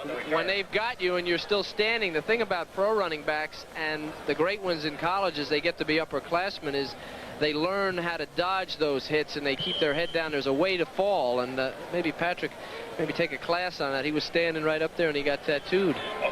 He is just a sophomore. And he stays in the game at that right halfback spot. Here comes Carr on the first play of the second half. Big yardage for Lydell Carr, nearly 10 yards. Eric McMillan rode him out of bounds. But there's the fullback play again. Yeah, #1 responsibility. I guess I've been hammering at this all day. Got to get somebody right on Lydell. He goes right off the center guard block. Now he's into the secondary. McMillan's a big guy, but Carr's 215 pounds too, and he's got the momentum. They take him out of bounds, but it's just about a 10-yard gain, a little short of the first down. Not a good omen for your defense when the fullback is untouched until he's 10 yards downfield. And they run him again. He breaks a tackle, gets to the outside, and McMillan helping out along with Ron Floyd and bringing him down shy of the 45, but that's an Oklahoma first down. What he's doing, he's just kind of sliding along the blocks there. Greg Johnson's over there, and Phillips is over there. And what they're doing, he's just sliding along the blocks till he finds an opening. And that really means the offensive line is doing their job. If he can move laterally along his own offensive line like that, it means there's room, and that means they're making the blocks. He picks up 8 more yards. His 55 yards are the tough variety. He runs it straight up the gut, and he really pays for it this time. Buck Stinson, the senior out of Norton, Illinois, met him head on. Buck's he's no small guy, 232 pounds, and they get the message. Let's stop the fullback, says Buck, and Buck just puts his numbers right in there. Number 57, Walker's number 40. Now, they do a good job here. As you see, Stinson comes in. Walker gets blocked, but Stinson doesn't need any help on that play, and you've got to stop the fullback with the ball or without. You've got to stop him. I know I've said it a lot, but it is the key against the wishbone. 2nd and 9 for the Sooners. They don't like 2nd and 9. How about Walker's play on Holloway? Walker's done a pretty good job on that corner, and Holloway appears to be slow in getting up. Now he's going to get up. I'm sure Barry Switzer took a deep breath. Of course, when you've got a guy like Eric Mitchell waiting in the wings, it's a short deep breath. Yeah, well, he's probably surprised, Holloway. He hasn't seen anybody out there. Walker, his responsibility to pitch man, and Terry Walker's a pretty good player. He moved into the starting lineup about 3-4 games ago, and he's done a heck of a job. He's just a freshman, not real big, just down the road. He comes from the same school as Steve Vandergriff, or excuse me, he doesn't come from the same school, but he's in the same class. Here's what's hurt Missouri, the pass. Holloway has it intercepted. So Missouri comes up with a big turnover. Stan Long, the freshman, one of the many freshmen that Woody Woodenhofer has in the lineup, comes up with a big play. Holloway goes back. He doesn't throw the ball high enough, and Long is just tall enough. Shepard back there looking for a reception, but Long got right in the path, and Holloway just kind of threw it out there. Now, Oklahoma's got to be a little bit careful. You don't want to get complacent in a game like this. Best field position of the day for Missouri. They start at their own 47. Michael Scott is the 270-pound fullback. They call him the freezer here in Columbia. A takeoff, of course, on the refrigerator in Chicago. Wallace heads down fast and skitters his way to the 49-yard line. Milazzo was there.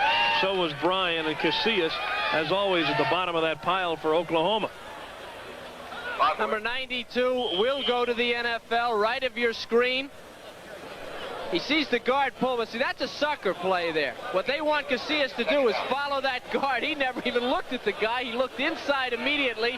He was looking for a trapper. Instead, he found the ball carrier. That's heads-up play by Casillas. Many people compared to him, but he's compared to no one. Seitz setting up the screen and does it very well to John Red.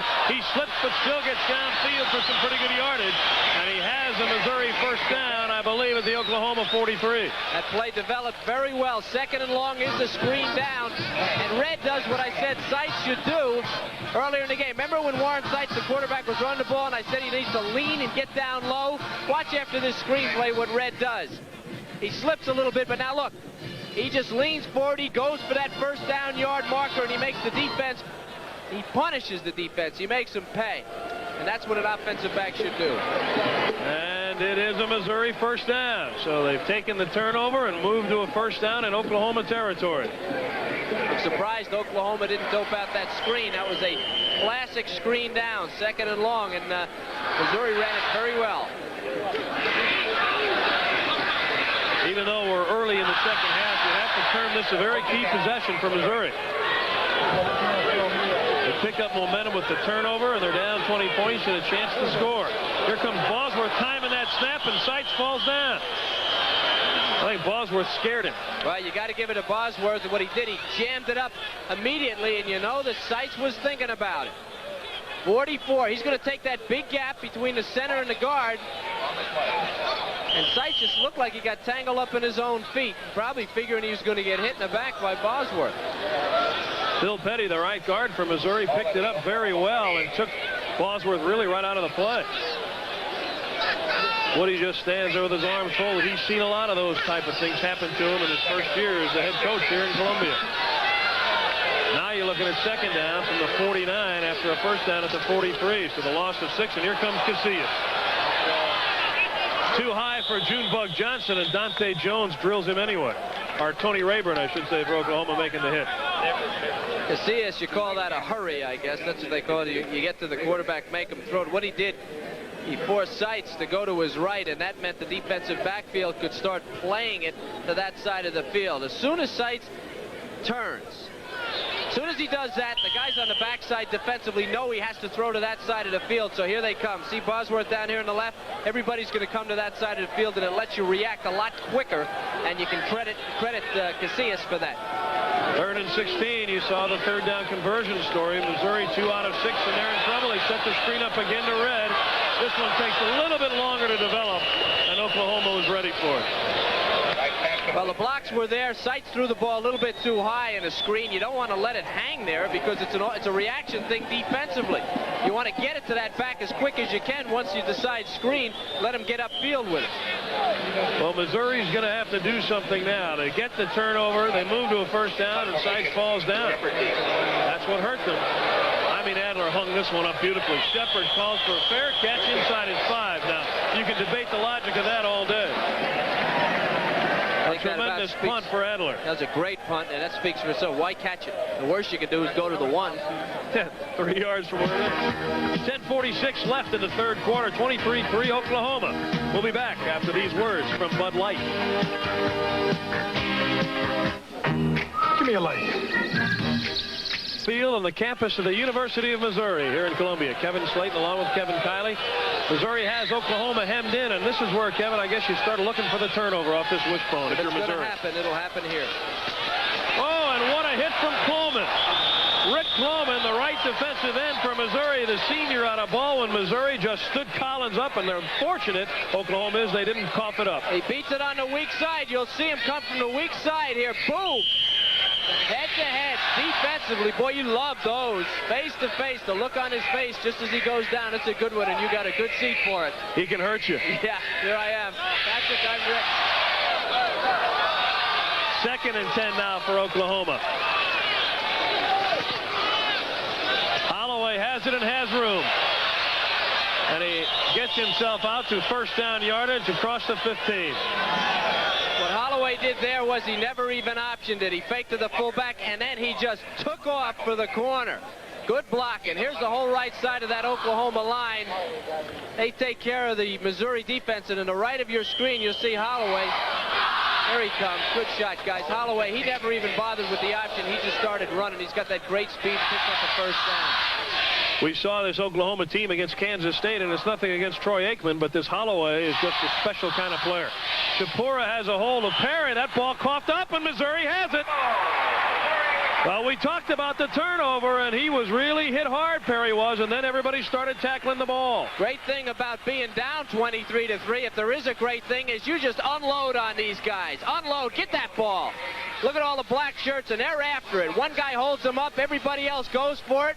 And there it is, folks. Drops right on the ground, and Walker's got it. Walker forced it and then pounced on it. A great solo effort from Walker, who is just a freshman out of Jefferson City, Missouri. And now Seitz in business at the Oklahoma 17. But this is where that Oklahoma defense is so tough.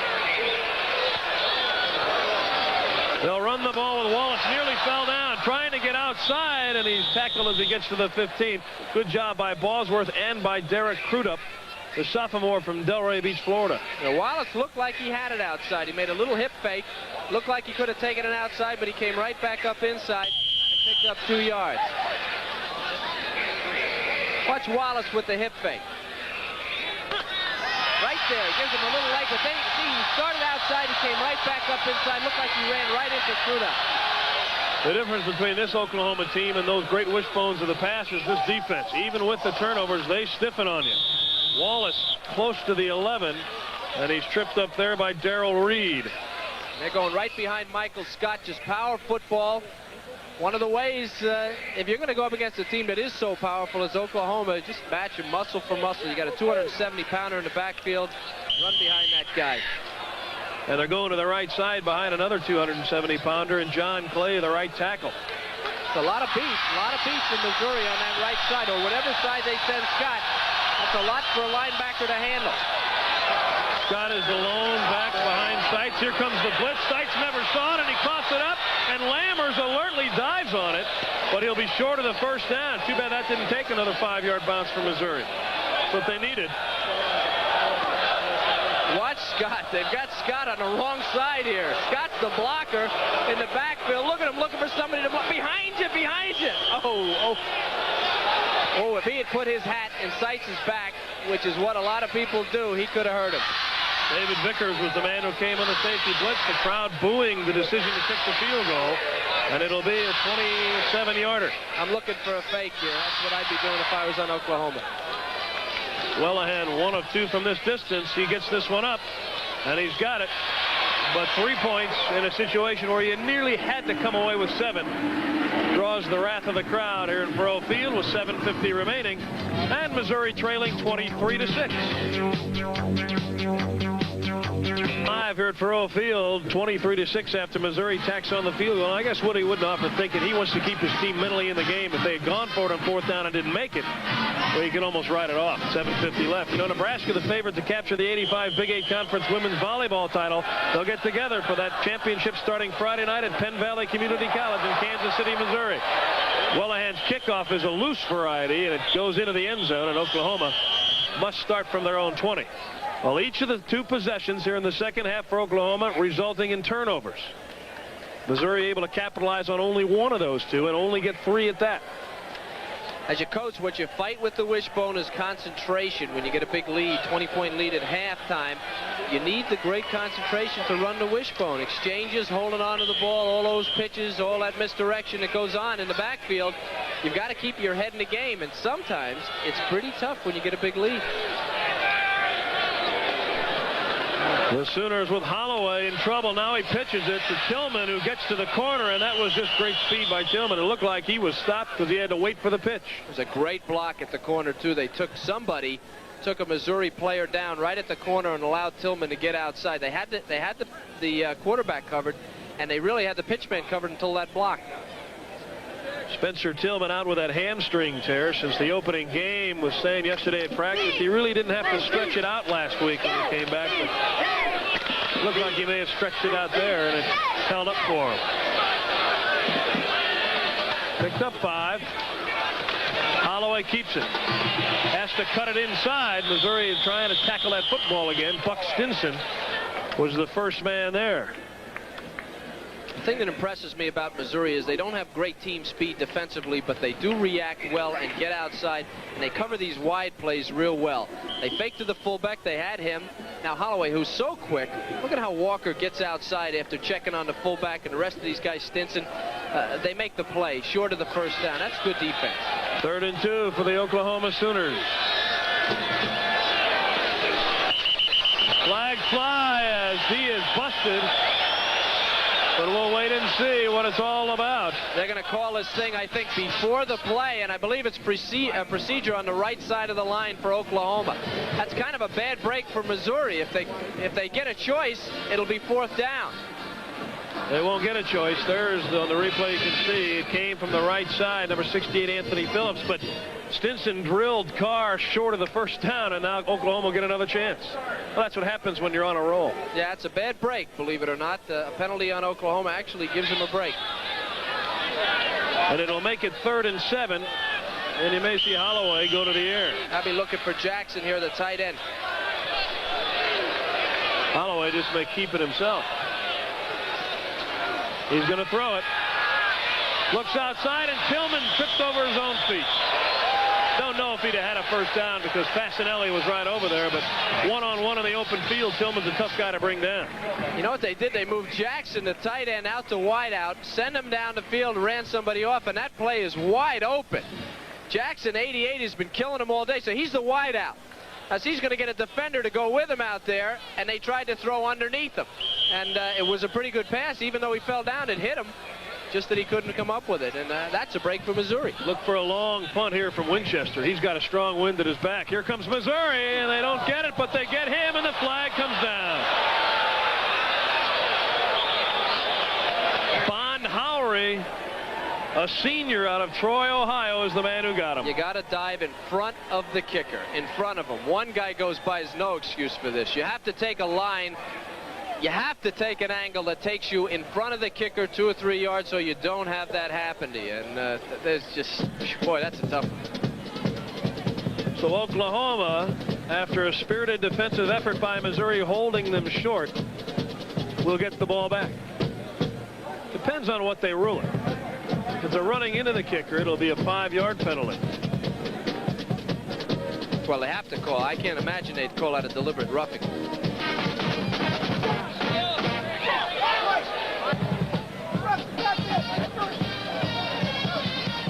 Still no official indication from John McClintock, the referee. And now he's coming over. It's obviously running into the kicker because Barry Switzer doesn't like it.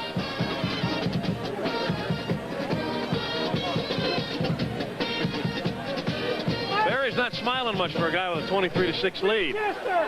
Well, he maybe remembered 2 years ago when he came in here and didn't get any points. Yeah, he's got 23 more than he got 2 years ago. And that'll be the call, and so Oklahoma will have to punt it again. And boy, if you're Missouri, you talk and you say, hey, let's not do that. Now, actually, they're going to take the punt. They're going to decline the penalty. And they'll take the kick because he nailed it pretty well. And that would have made about a 4th and 2, and you're right. And I think Missouri would have come right after it again anyway.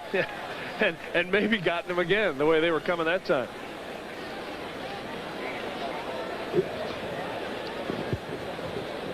So the Tiger offensive team will trot its way back onto the field after a 47-yard punt by Winchester.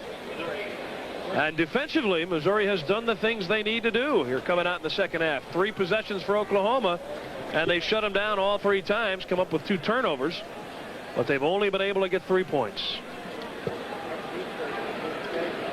So the Tigers have it at their own 30-yard line, first down. They're going to need a big play offensively at some point if they're to get back into this one. Sights to the air to Wallace. He fumbles the ball. And Oklahoma will take over at the Missouri 35-yard line.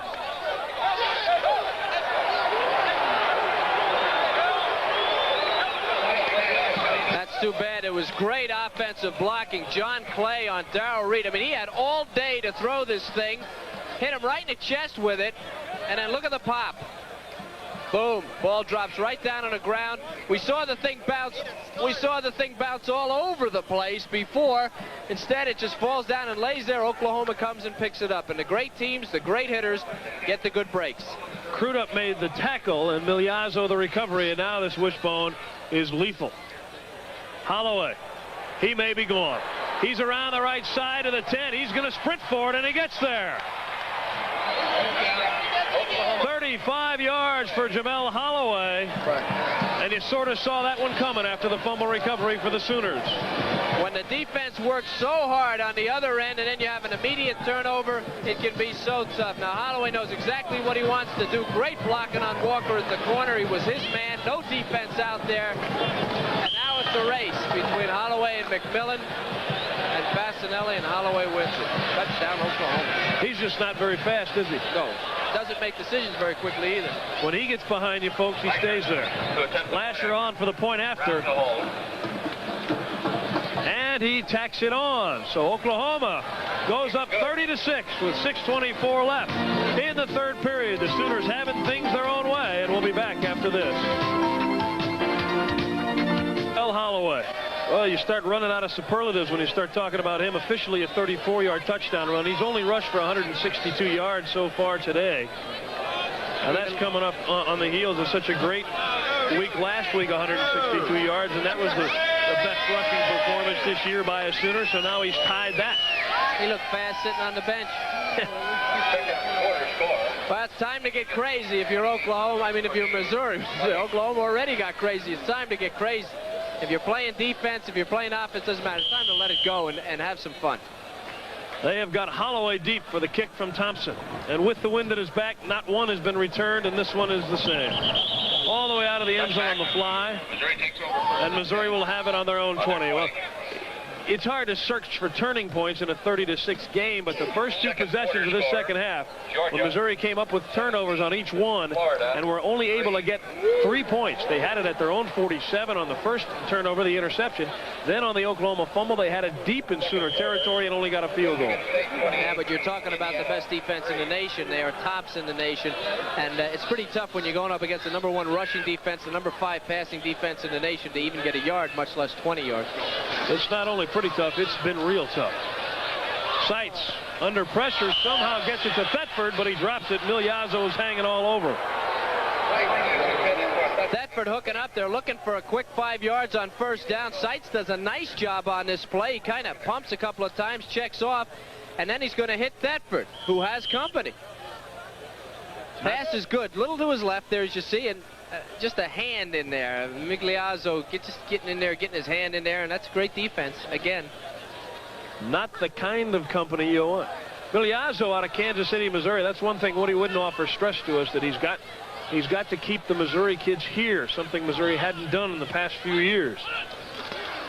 That's the kind of guy Missouri would like to see wearing their colors, and he's with the Sooners. Sights on the option, keeping it himself, and he gets a couple of yards. It's a good call. It's a good call in this situation because it has potential for a big play. Sights, of course, not the quickest guy in the world running the option, but at least it gives Oklahoma something to think about. And Missouri needs a big play, and if you're not going to go through the air, the option is probably your next best bet. Sights in the past has been a very effective runner on the option, but the Tigers not showing it too much today. 365 for Oklahoma. 3rd and 7 for Missouri. Here they come. Sights delivers it in a hurry to Lammers, but he'll be hit short of the first down. Good defensive work by Liddell Glenn and Migliazzo on the far side to keep Lammers from getting that first down. And you talk about Missouri, a time to get crazy, but for Oklahoma defensively, a time for that sensational defense to just tee off. To unload, and what they needed to do on that play, Lammers, I mean, it's 3rd down. Lammers has got to hook up at a 4th down yardage. He's got to hook up past the first down. Adler into the wind. Shepard chases it as an own 34. Now he's going to try to jitterbug his way, but ends up with it at the 36 before he's dropped over there. Jensen there to make the tackle. So with 5:03 remaining here at Faurot Field, we're going to take a break. We'll be back to Columbia, Missouri. 30-6, the Sooners. Live in Columbia, Missouri. The Sooners' defensive strategy at work. Boy, what a job they've done this year. Amazing personnel, but it's one thing to have great personnel and another thing to have it and then execute with it, and they've done exactly that all year. To get them in the right place is a key. Put them in the right position. Holloway's going to add insult to injury. He's throwing deep down the middle for Collins, and it's deflected by Fasanelli. Well, you may see some eyebrows raised now on the Missouri sideline. Oklahoma's thinking national ranking here. They want to put the points on the board. I don't know how Missouri could ever stop this play. 2nd and 10. They run the wishbone combination. Now Collins is open, and this is a pretty good pass, but Fasanelli makes a great effort and almost had a chance to catch that thing. Collins just can't react because the ball is tipped. The one thing about the wishbone that's kind of insidious, when you're ahead, you can't turn it off. Yeah. I mean, the thing will put points on the board, but there's no way to sit on a lead. You saw Fasanelli there. Here's the reverse. They fumble the ball. How about that? He was able to pick it up again. That's just a tremendous alert play by Liddell Glenn. Or Derek Shepard, I should say, coming around on the reverse. Well, they've got athletes at Oklahoma, and they've got, if you want reflexes, Oklahoma's got them. There's a pitch from about 6 inches away. Shepard can't handle it the first time. He stops and picks it up, takes off, and almost just about breaks it. Coleman's there, and he drags him down for a loss. Getting back to my point, Fasanelli wearing gloves out there. The ball seemed to skip off his hands. Why wear gloves? It's not cold. It's a confidence thing. If you feel better with the gloves you wear. Holloway in trouble, nearly has his head separated. Vandegrift with the big play there. Boy, that's got to make the defense feel good for Missouri to get their hands on that guy in the backfield. They've had a little bit of trouble corralling him all day. Vandegrift, number 32, will be around for many, many years here. The guy's a good player. Fighting off the block, they forced him out. The key was the inside forced him outside, so Vandegrift just came off his block and made the play. Grandview, Missouri, he's a good one. 13-yard loss, and Winchester's going to tee it off from his own 10 here. But he's got the wind at his back. And he drives it. A low kick. Takes a Missouri bounce at the 40 and goes straight out of bounds. So Missouri gets it back again at their own 40 with 3:33 remaining. A 38-yard punt. Kevin Kiley, glad you're with us live from Faurot Field in Columbia, Missouri. A place that has not been friendly to the Oklahoma Sooners in the past, but Barry Switzer and his gang having things pretty much their own way, leading 30-6 with 3:33 left in the third quarter. Watch out for reverses and all sorts of craziness now. They've got to get a big play. Adrian McBride in there in the slot, and here comes the reverse to Junebug Johnson. You didn't call that, did you? Boy, did you see Darrell Reed? He's just leaping over people, just hoping he can get a shot at cracking somebody. There's no better time to play defense than when you've got a 24-point lead. Everybody on the defense right now is yelling, reverse, reverse. And Junebug can hear it. Here come the white shirts. 6-7 yards moved to it. There's Darrell. He's airborne. Pickup of 7, but on a reverse, you look for something more like 25 or 30. Not a bad guy to get the ball in his hands, Junebug Johnson. Here's Vernon Boyd, and he's not going too far. Dante Jones really hit him, and now Michael Scott's going to get mad. He and Murphy squaring off. Well, Michael's got no case here. The ball was on the ground. Michael picked it up like he was going to run with it, and somebody dropped him, and that's what's supposed to happen. Not so much fun on offense. You can't use your hands on offense. Michael's he's used to using his hands. He's used to making those tackles. You know what's great? They left him his number. They didn't change his number to a fullback number. They still got 99. I like that. You can't go any higher than that. No, you can't. Woody Widenhofer in his first year here at the University of Missouri. Been a long one for Woody, but he'll have good ones in the future. Played here in his collegiate days under Dan Devine. Was a roommate of Bill McCartney, who was the head coach at Colorado. Barry Switzer, on the other hand, has had things his own way today, and he has for pretty much of the 13 years that he has been the head coach at Oklahoma.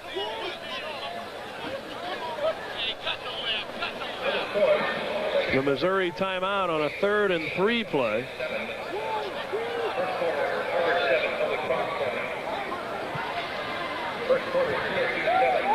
And the Tigers talking it over with Warren Seitz and a pretty disconsolate Missouri bench. I don't know that they expected to win, and they really haven't played that badly. You said it. It sounds like a broken record, but they've got a lot of young people. They're going up against a very high-powered team, which I might add has a lot of young people too, the Oklahoma team. But Missouri is rebuilding while Oklahoma has been near the top for years and years, and I just have a real good feeling about the Tigers. I think they're going to be a good team, and I think it's probably tougher if you think about it through the years. Switzer has got to keep this team on top. The pressure must be unbelievable to keep Oklahoma going 9-2 and 8-3 and 10-1 and going for national championship. And Woody's got a couple of years to rebuild this team. The pressure eases somewhat when you've got a freshman like Holloway. Seitz in deep trouble. Down he goes. And you just don't get away from Bosworth. Seitz got to make a better play than that. Seitz has got to get rid of the ball. He can't let this guy run him down. To lose that kind of yardage. Here comes Bosworth. Been blitzing all day. He's got a beat on him. Seitz knows it. Throw it. Got to get rid of that thing. So Marlon Adler will come on to punt it away into the wind, and that's not going anywhere. Sonny Brown calls for the fair catch, and Oklahoma will have it at their own 43-yard line after a 22-yard punt into the wind. It's a vicious wind, I'll say that. Notre Dame roaring past Ole Miss in the 3rd quarter. Talk about vicious. And that's a surprise. We're into the 2nd quarter. North Carolina's defense has had their problems, but they're shutting down Clemson, who have had problems on offense. There's a big upset in the making. Only in the 2nd quarter. That Georgia defense, I'll tell you, they could beat anybody. Here comes Holloway. He pitches it back to Collins. He just ran out of field, or he might have been off. Some more scores to pass along to you. Ohio State, a pretty easy victory so far, and what looks like will be a victory. Michigan roaring over Purdue. That's a little bit of a surprise. I was expected to be very close. Defensively for Missouri, this is the film on this game. Right about this time of the game, you find out who your players are, because you find out who quits, who doesn't, who plays hard, even though the score's out of reach. Perry over the right side gets across midfield, but he's short of the first down. When you're building a football team, and Woody and the rest of the coaches, they'll go in Monday or Tuesday, look at these films, and they'll be talking about next year already. Scores 30-6 Oklahoma, and they'll be looking for guys that are just really playing hard, trying to get their job done and trying to get to the ball carrier no matter what the score is. And that's how you rebuild programs. In games like this, you really find out a lot about the kids. 3rd and 2 for the Sooners.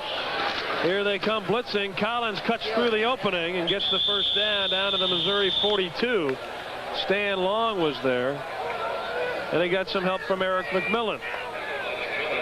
Big hole on the left side for Oklahoma, and Collins is just so quick. Vandegrift takes on the man, but he doesn't get any help on the inside. As you see, Walker got blocked.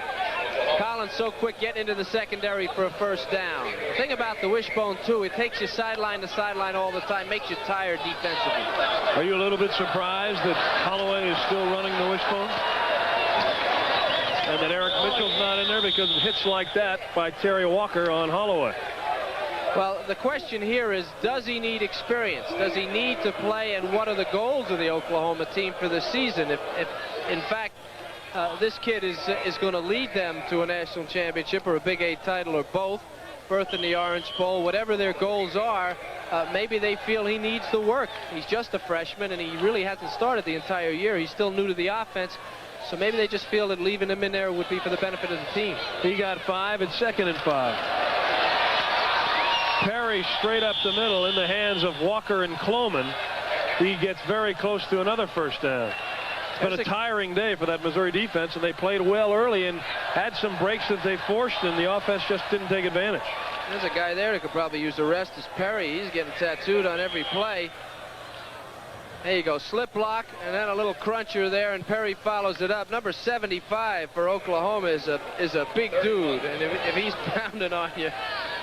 He's only 303, slimmed down, Greg Johnson. Yeah, that's our man, 303, Greg Johnson. Holloway on short yardage on third down, sneaks it and has the first down.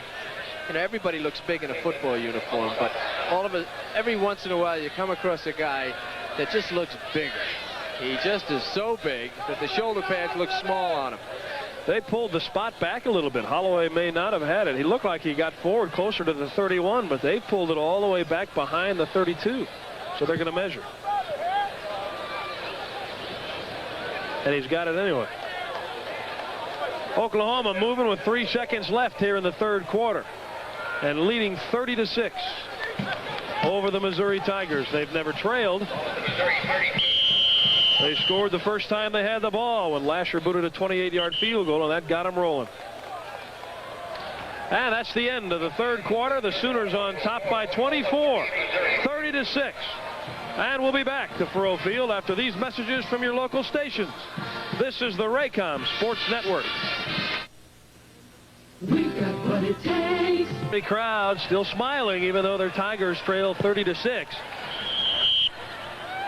You know, when you look at this performance by Oklahoma and the performances of this team in the last couple of weeks, it really gives you great respect for Vinny Testaverde and the Miami football team. The Hurricanes beating the Sooners. And that's the only blot on the Sooner ledger this year. Walker meeting Perry head on. He got some help from Shapura and Stinson. Well, remember, they got ahead of him. And against the wishbone team, if you can get ahead, it changes the whole complexion of the game. As I remember, Miami got ahead pretty early in that game, and they stayed ahead. And when they become predictable, they have to split down that wishbone. You take away the strength of their offense. They're doing such a great job against that Oklahoma defense. That Miami team's going to be heard from before the season's out. Throw over it. If it's tough, throw over it.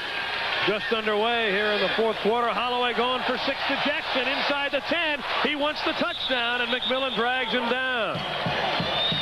Well, Jackson has hurt Missouri all day long. It's been wide open, and I got to believe this guy Holloway, what an arm he has. He's thrown it into the wind here. Play action. He's got plenty of time, as he will. Look at this pass. That thing's just a great pass. Hit him inside there on that post pattern, and Jackson, he's a horse. He's a real horse.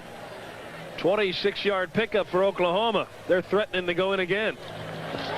Telling you, the passing of Holloway, along with the great jitterbug running, has been a big difference today. Tillman can walk in, and he does. That was one of the few legitimate wishbone plays we've seen all day where he just faked and pitched it right away. Holloway never thought about taking it to the corner. He pitched it right out to Tillman. Goal line defense, Kev, goal line defense, they're closing on the inside. Remember, you got to stop the fullback.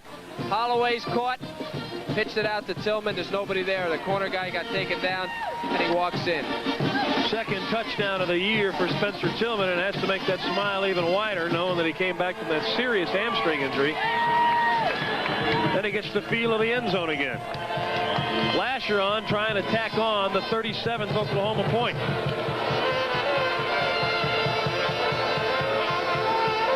And he does it. 37-6 the Sooners, with 14:07 remaining in the ball game here in Columbia. We'll be back after these words from Budweiser.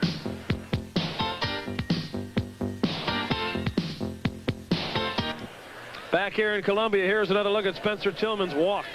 From the sideline, Holloway, right away they go to Holloway. He has the presence of mind to pitch it out to Tillman, and there's just no way that you can cover the whole field when they execute like that. Tillman, as Kevin said, walks the 5 yards into the end zone, and Oklahoma over the years has walked in a few times against a lot of teams.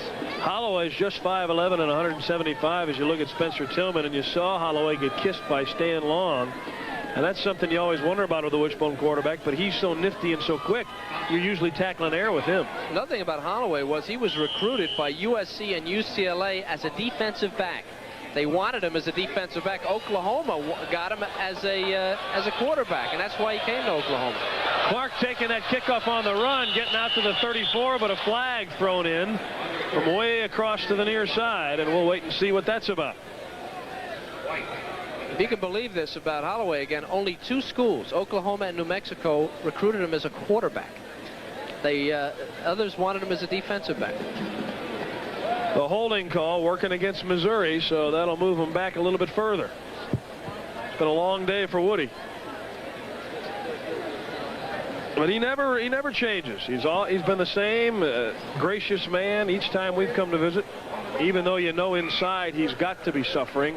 A man who's been to the Super Bowl 4 times and won 4 times just doesn't take losses like this without suffering internally. Yeah, well, he came here and the program was down. I don't think it's any secret, and he doesn't really talk about it much. The program was down. There's a lot of rebuilding that needs to be done. I think the Missouri fans realize that, and they realize he knows his stuff. Warren Seitz has to throw virtually every down now, and he hits Thetford, the tight end, who in turn gets hit by Migliazzo. All right, if you're playing pass defense now for Oklahoma, you're up a bunch, 31 points. You're in the 4th quarter. You're a linebacker or a defensive back. Chances are you're going to play zone because there's less chance that you get hit for the big play. You play kind of an area defense. Now, the linebackers, they drop, and they keep dropping until somebody crosses in front of them. When somebody crosses in front of them, they stop, and they keep an eye on them. Then it's go to the ball. Everybody go to the ball. We'll see if we can illustrate that for you. Picked up 7. Seitz in trouble. The ball's loose, and they're going to call it a fumble. And Oklahoma has it. See who gets up off of the pile with it. It appears as though it's number 66, John Phillips. Of course, this makes it simple. Of course, another thing when you're passing the ball, you know they're going to pass. Here comes Bosworth. He's been through all day. Seitz had the ball up there. Bosworth, first he went for the ball, then he went for Seitz. And here come the rest of the Sooners. Clay can't get it. Oklahoma recovers. Another great play by Bosworth. He's had a big, big day. So Oklahoma has it at the Missouri 16. Holloway still in there. Damon Stell in there at the right halfback spot. He's throwing for more, and he's got the big guy for the touchdown. So Jackson, who'd been kept out of the end zone all day, finally gets in there. And Holloway has thrown another touchdown pass. Holloway does a great thing for a freshman here. Watch him hesitate until Jackson clears. He wants to throw it right now, but he waits. He waits until Jackson gets in the hole, and then he hits him right in the numbers. At 240 pounds, no match for Fasanelli. He walks in. Keith Jackson. He doesn't even need shoulder pads. A guy can play without a uniform. Just give him a little baseball cap and send him out there. Personal foul against Oklahoma after the play that will result in the penalty being marked off on the kickoff. It's a strange one. So Holloway has thrown for a pair of touchdowns. He's rushed for one himself. Just a day at the office for Jamel Holloway, the freshman. Yeah, you really can't say enough about him. He's a freshman. That's incredible. Lasher on for another point after, and Missouri finds themselves trailing 44-6 with 13-16 remaining. We'll be back to Faurot Field in Columbia after this.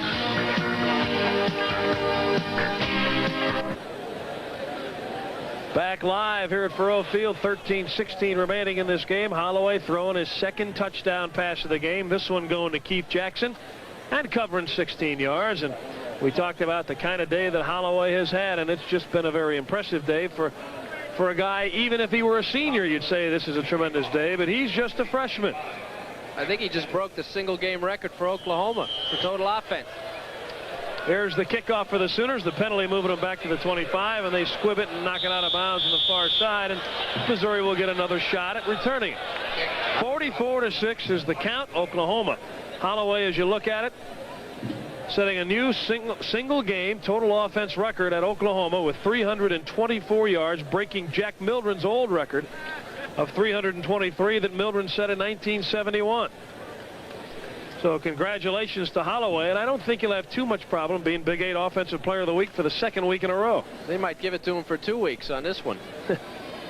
He could split it up over 2 weeks and may win it a third week in a row. If I was Missouri, I might have taken that kick. That ball was on about the 34 or 5 yard line.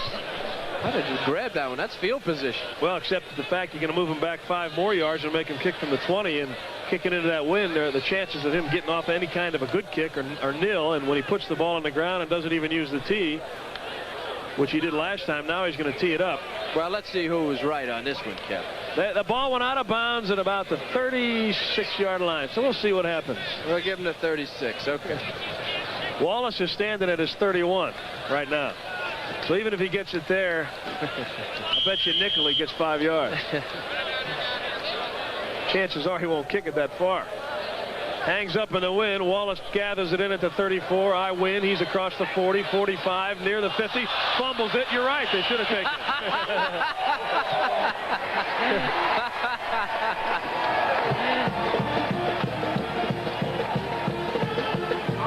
Well, I guess we shouldn't be laughing. Woody's not laughing, but I want a nickel. That's important, I guess. Wallace trying for the big play, giving it all he's got. It can happen. He's going to put his head down and head into no man's land. It looked like he coughed it up before anybody hit him.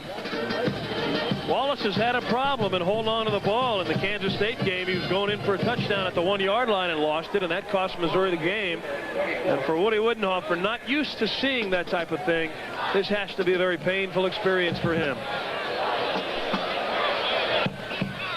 But he'll have days in the future when he has to smile at the end of the game. And now the Oklahoma Sooners make the quarterback switch. This is Stafford getting around the corner. He's a freshman, and he's inside the Missouri 40-yard line. It'll stretch your defense and keep stretching. And we talked about it before. There's no way to turn this thing off.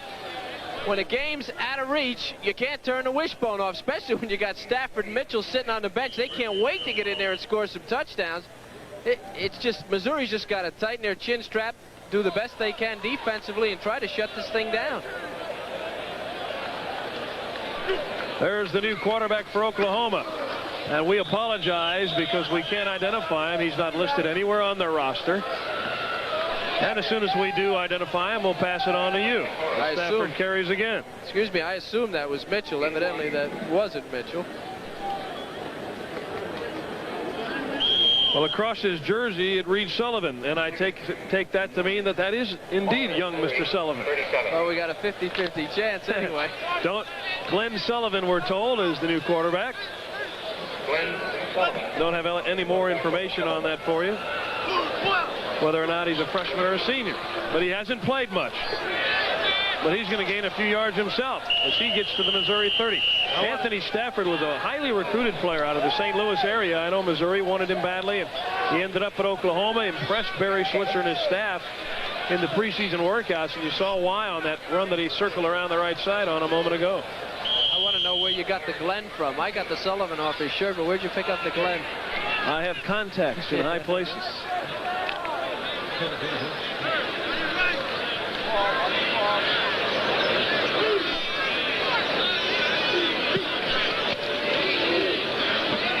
Sooners running everybody in and out of there now.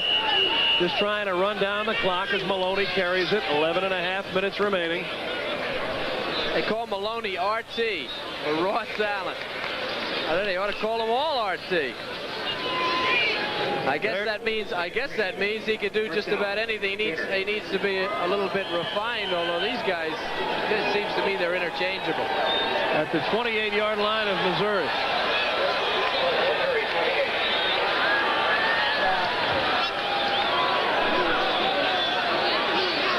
The Sooners is on the move, already leading 44-6. They toss it back to Stafford. Still on his feet. Great balance from Stafford inside the 20. He gets all the way down to the 16 before Floyd knocked him down, but that's power and balance that time. How frustrating it must be for the Missouri defense. And Walker, number 40. Watch the play he makes here. Terry Walker, he's the guy that gets his hands on Stafford. Pretty good hit. He's got a shirt. It's a long game. He's been in there the whole time. He can't hang on. And Stafford, he's been resting the whole game. He's headed for pay dirt. Anthony Stafford, the freshman. It seems like they're all freshmen. Another Oklahoma first down at the Missouri 16, and there he goes up the middle. This time Kloman hits him as he gets himself inside the 15. Been a long day for Rick Kloman, the senior. Been a long season for all the Missouri seniors, and a tough one. But you check out the weight on Stafford. 5'7", 165 pounds. And he's the guy that just pulled through Walker's tackle a minute ago. Just a lot of power for a little guy. Kloman's 238 pounds, 6'6", so you'd think Stafford would lose that battle also, but he didn't. He doesn't appear to be any worse for wear. Second down and 8. Sullivan's going to keep it himself, and he gets down in a hurry. Walker had him around the ankle.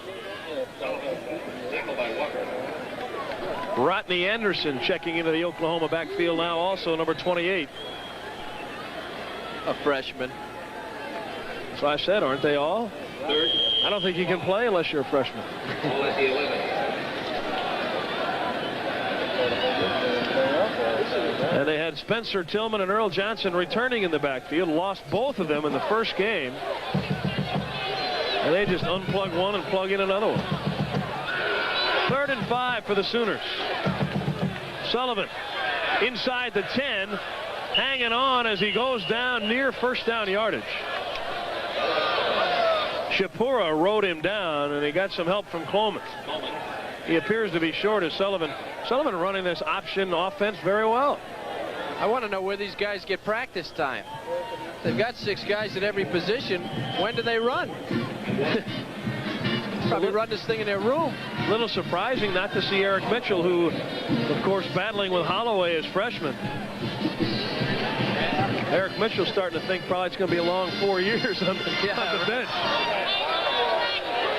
4th and short. Oklahoma will sustain the field goal, and of course that would do them no good.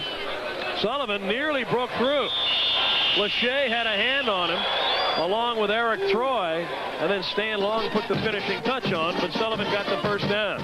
But the thing about this is, if a kid gets in, now he's a 4th teamer a couple of weeks ago, he's going to want to shine, so there's no let-up on the offense. These kids, they're playing for spots down the road, and they want to play for Oklahoma, so they're playing as hard as they can against a very tired Missouri defense. Here's some other scores, and I think we're going to have a shocker coming along here in a couple of minutes. Penn State leading, Nebraska leading Iowa State. That one's into the second quarter already.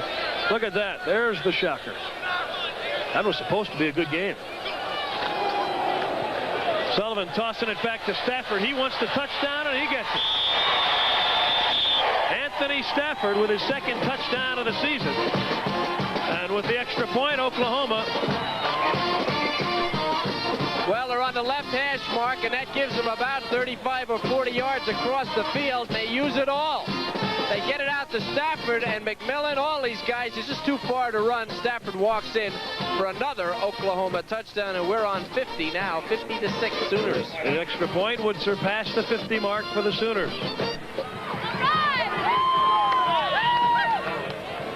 Not their best output of the year. They had 59 against Iowa State, but they've got 51 here with 8:12 remaining. The scary thing is that Sullivan ran that wishbone right down the field just like Holloway. A little bit slower, but nonetheless just as effective. Well, he runs it a little differently. Holloway was taking it to the corner. Sullivan gets the force by Floyd. He gets rid of the ball beautifully, exactly as he should, and then it comes down to a matter of speed. Stafford's been rested. He's got it. Missouri defense doesn't. Live from Faurot Field in Columbia, Missouri, Kevin Slayton along with Kevin Kiley. Been a long day for Missouri fans. Oklahoma really putting it to them here, 51-6. Been a long time since Oklahoma played well in this stadium. Wallace on the kick return, stumbles as he crosses the 20. and gets it out to the 22-yard line, and that's where Missouri will put their offense back on the field. And it's been a long day for them against this top-ranked Sooner defense. It'll be a lot of long days for a lot of offensive teams this year before the year's out for Oklahoma. This is a building time, though, and I spoke about it earlier. It's a building time offensively and defensively. You get those young kids on film, see how they perform in a situation like this. It'll come in handy down the road for Missouri. Warren Seitz remains the Missouri quarterback. Vernon Boyd in a tailback runs into the middle of that Sooner defense, and that's the heart of that team. And they don't get very far when that happens. Oh, you run off tackle, you run into trouble. You cut back, you run into Tony Casillas. There's not a whole lot of holes there. A whole lot of holes. And he got some help, which he doesn't normally need, from Dante Jones and Brad McBride. Short gain for Vernon Boyd. And it'll be 2nd and 8 for the Tigers.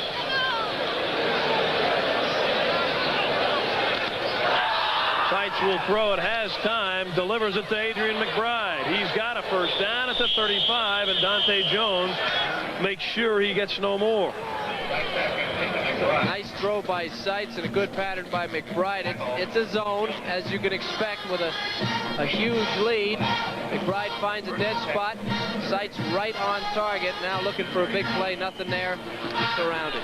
That's why you play a zone. See, you play a zone because you drop the people back and you can prevent the big play. You can't always prevent the completion, but they're not going to break it for long yardage. Man-to-man, you can get the big play. 13-yard pickup on the play, and a Missouri first down at the 35-yard line as they move with 7 minutes left in this ball game. They run it with John Redd straight up the gut, breaks a couple of tackles. Redd still on his feet and gets to midfield. An excellent run from John Redd, giving Missouri something to smile about. Liddell Glenn finally brought him down. These 51 points, the most that a Missouri team has given up since 1974. Now this is your basic bowling ball, 5'9", 207 pounds. Redd, nobody really gets a good shot at him. Jones had a pretty good shot, but Redd bounced right off of him and driving low into the secondary, picks up good yardage. And now John Redd's a junior, and that'll stand for something come Monday. He's playing hard. First down right at midfield for Missouri. Tony Casillas out of the Oklahoma lineup. Seitz keeping it on the option. Should never have pitched that ball, and a good thing the sideline was close as Boyd just knocked it out.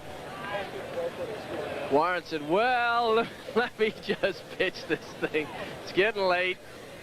And he's taken a few shots during the course of the year. We had the game we had with Nebraska. Didn't he get in the chin in that game, Kev? Got it right in the chin. Needed stitches. Been a rough year for Seitz, who did not open the year at quarterback. Opened at wide receiver. Marlon Adler started the year at quarterback. Seitz going to get it here. Down he goes. The blitz coming, and an all-out blitz from Todd Smith. Nobody touched him, and boy, you defensive players love that, don't you? Somebody's got to yell. I mean, if you don't make the block, then at least yell and warn this guy. I'm surprised he didn't see him. Seitz, nah, come to think of it, I'm not surprised he didn't see him. He was looking the other way, and you'll hear about that one in the huddle. Lucky that he held on to the ball. Yeah, Warren said, excuse me, fellas, but who was supposed to block that guy? Loss of 5, so it'll be 3rd and 15.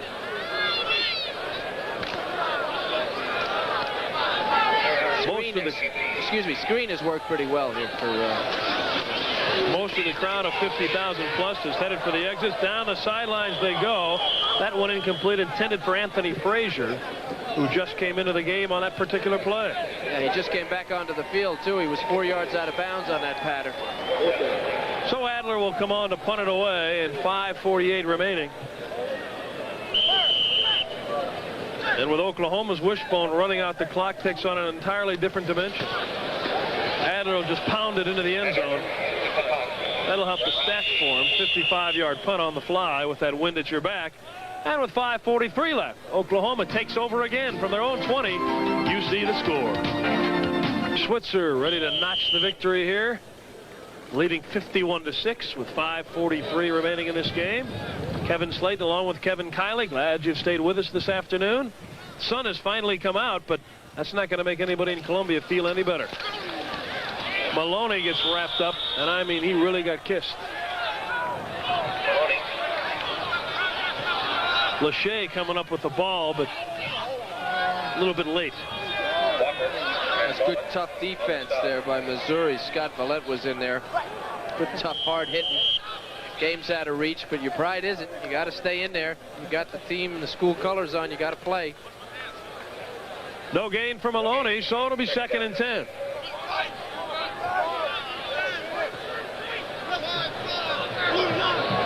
Rodney Anderson in there again at fullback. And Stell is the left halfback. There's Rodney Anderson straight up the middle. He gets it out across the 25 before he's wrapped up and dropped. Middle guard has to hold his ground. It's really important for a defense, for the middle guard to hold his ground and hold up the center, and hopefully the guard. If you can do that, it gives your linebackers room to work. Here, the center for Oklahoma turns the middle guard for Missouri, and you see that's what opened up the hole, and the back was able to get in there. He's got to get lower. He's got to push that center back. If the center does it alone, and you don't have to double team the middle guard, you're in trouble. 3rd and 4 for the Sooners, and they run Anderson first down and then some. He's out across the 35 to about the 38 as he gets into the Missouri secondary. And that's another Oklahoma first down. How did they get a first down? You know, at this point, you got to figure the wishbone. You got to be coming up as a linebacker. You've got to get close to the line of scrimmage. Make them pass. Really, the game plan hasn't changed. The game is really out of reach, but you need to get up in there, and that's what happened. See, Walker, the linebacker, got up in a little bit too close, and Anderson was able to slip right by him. It's a tough position to be in defensively. You really don't know what to do. First down Sooners. Glenn Sullivan running this wishbone, gives it to Anderson again, and Vestweber really stuck him straight on. That's good play defensively. Missouri hanging tough, working for jobs in the future. Let's take a look at these linebackers. There you go, number 34. That's Vestweber. Nice play, head up. That's the way to make a tackle. Pickup of 3, 2nd and 7 for the Sooners. 500 total yards now for Oklahoma. 3rd straight game in which they've gone over the 500 total yard mark. Here's Damon Stell trying to read Maloney's block and finally just runs out of room and ducks across the 40. You're right, Damon. He ran out of the field. There's some nice moves. So we put those to music, we'd have a nice music piece. He was waiting to read that block by Maloney, and actually Maloney did a pretty good job of hemming the guy in, but there just wasn't any room for Stell to go outside of it. When he looked up, there was Woody Woodhopper standing there. And you know Woody's going to make the tackle. Yeah, he's coming a little closer. At the 41, 3rd down now, and a long 6 for Oklahoma. Sullivan ducks upfield, doesn't come close. Vestweber has him, Walker has him, and Vollant also joining in. So the Tigers stop Oklahoma. And the pride of Missouri's defensive team really showing forth there. Nice and they'll job. get the ball back. Nice job here defensively. Watch him stop the fullback right in the center of this thing. Bang! You're not going anywhere. And now they come up to get Sullivan, and he's not going anywhere either. That's great reaction from a tired defense late in the game. So Winchester will have to punt it into the wind. Wallace back deep for the Missouri Tigers with 2:14 remaining.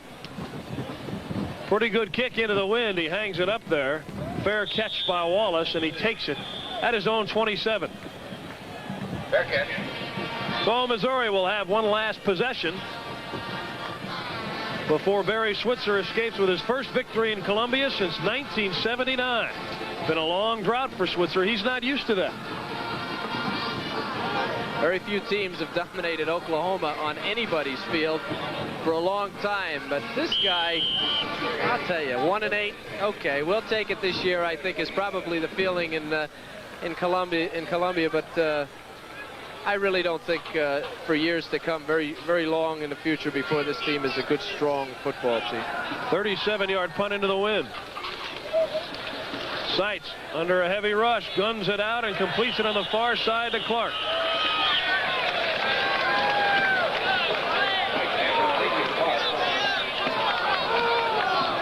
That's a Missouri first down at the 38-yard line. Good play, really well executed, nice pattern, and the pass is thrown just high enough and just far enough. Look at the defender, how the ball's thrown just over his hands and right on the sideline. That's a nice play by Seitz and Clark. Clark, a junior out of Tulsa, Oklahoma. First down Missouri at their own 38-yard line.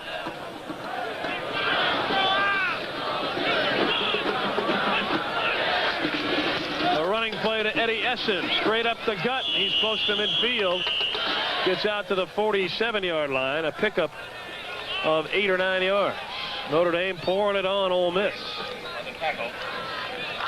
Vanderbilt, a team we saw earlier in the year, leading Kentucky at the half. Clemson now starting to come back. There's the stunner. Florida was ranked #1 in one poll, and they lost to Georgia today, 17-3. Those junkyard dogs getting after it. Second and short again, Essen, and he has the first down across midfield. Miliazzo has him before Essen could get any further. Coming right at you here. Essen, another guy, a nice-looking runner. They've got some subs in for Oklahoma, but Missouri's still pounding away. Essen leaning, driving, diving for a first down for Missouri. Saw John Clay, the great tackle for Missouri, 8 yards downfield trying to throw a block. Running the scores at you. There's Oklahoma State. That one at the half. Jim Everett must not be having a good day for Purdue. BYU, people kind of not talking about them anymore. There's a big one in the Big 8 in terms of bowl consideration. At Kansas, Colorado leading that one. Bill McCartney has to be happy. 1 minute and 2 seconds remaining. We'll be back to wrap this one up for you after these words from Bud Light. Back live. That's a happy group of Sooners. Big day for them. Over 500 yards total offense. Jamel Holloway setting the single game total offense record in OU history, breaking the one set by Jack Mildren. Warren Sites completing it to Eddie Essen, who makes a sliding catch as he goes out of bounds for about an 8-yard pickup with less than a minute remaining. And 2 weeks from today, we'll bring you our final telecast of the season from Lawrence, Kansas, where Missouri will battle Kansas, throw all the records out the window when those two get together. That's one of the greatest rivalries in college football. We'll kick it off at 11:30 a.m. Central Time, November 23rd, 2 weeks from today. Hope you can join us along the Big 8 Raycom Network. Missouri facing 2nd and 3.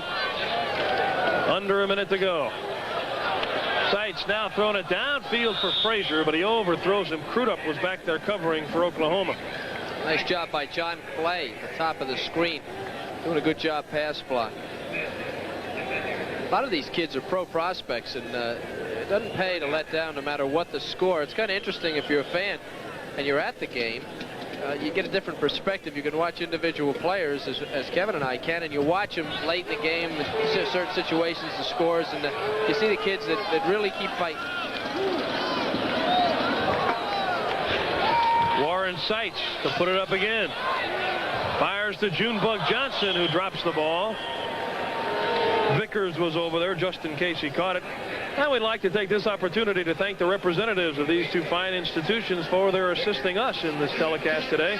Our appreciation to the University of Oklahoma, Athletic Director Wade Walker and Head Coach Barry Switzer and his staff, along with Mike Treps and Pat Hanlon of the Oklahoma Sports Information Office. And from the University of Missouri, our thanks to Athletic Director Dave Hart and his staff, along with Joe Castiglione and Head Football Coach Woody Woodenhofer, and the Dean of Sports Information Directors in the Big 8, Bill Callahan, who will be retiring at the end of this season. And we're glad we'll be able to do his last game. We thank all of those gentlemen, one and all. Sites nearly has it intercepted. Todd Smith again back there for the Sooners. He's played a good game getting in some work. Our executive producer, Don McGuire. Today's game produced by Kent Samuel and directed by Lou Ranoni. Our associate producer, Ted Garcia. And the technical director, Chip Segal, always doing a fine job. Our audio folks down in the truck. Everybody pitching in to bring you this one today, which has just 41 seconds of life in it. Oklahoma taking over on downs, and they'll try to run out those last 41 seconds, and pretty certain they'll be successful at it.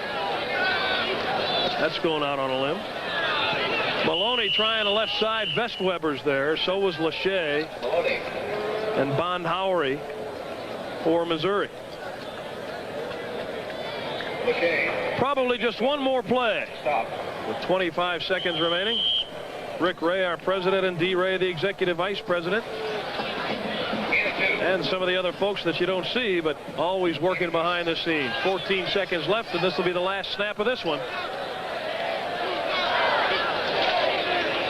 Sullivan handing it off to Anderson, who's running hard into Missouri territory as the gun will sound. And the final here, a big win for the Oklahoma Sooners over the Missouri Tigers. Kevin, it just went Oklahoma's way from the start. Well, you're talking about, I think, a program that's built and a program that's building. And 2 or 3 years down the road, we may have a little bit of a closer game.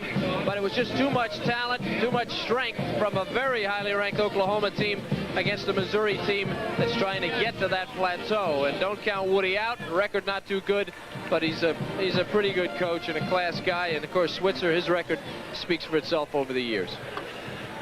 All right, a big win for Barry Switzer this afternoon here before a crowd of 50,000 plus at Faurot Field in Columbia, Missouri. Today's Big 8 game has been brought to you by Bud Light, the light beer with a first name and taste. Everything else is just a light. By New Valvoline 4Guard, the motor oil for today's harder working 4-cylinder engines. And by Black & Decker M47 series power tools. They work with your hands as if they were one. Once again, the final score from Columbia, Oklahoma 51, Missouri 6. For Kevin Kiley, I'm Kevin Slayton, reminding you that in 2 weeks, the Missouri Tigers will battle the Kansas Jayhawks in one of the oldest rivalries in college football. We'll have it for you at 11:30 a.m. Central Time on the 23rd. Kevin Slayton for Kevin Kiley, so long from Faurot Field in Columbia, Missouri. A big win for Tony Casillas and the Sooners.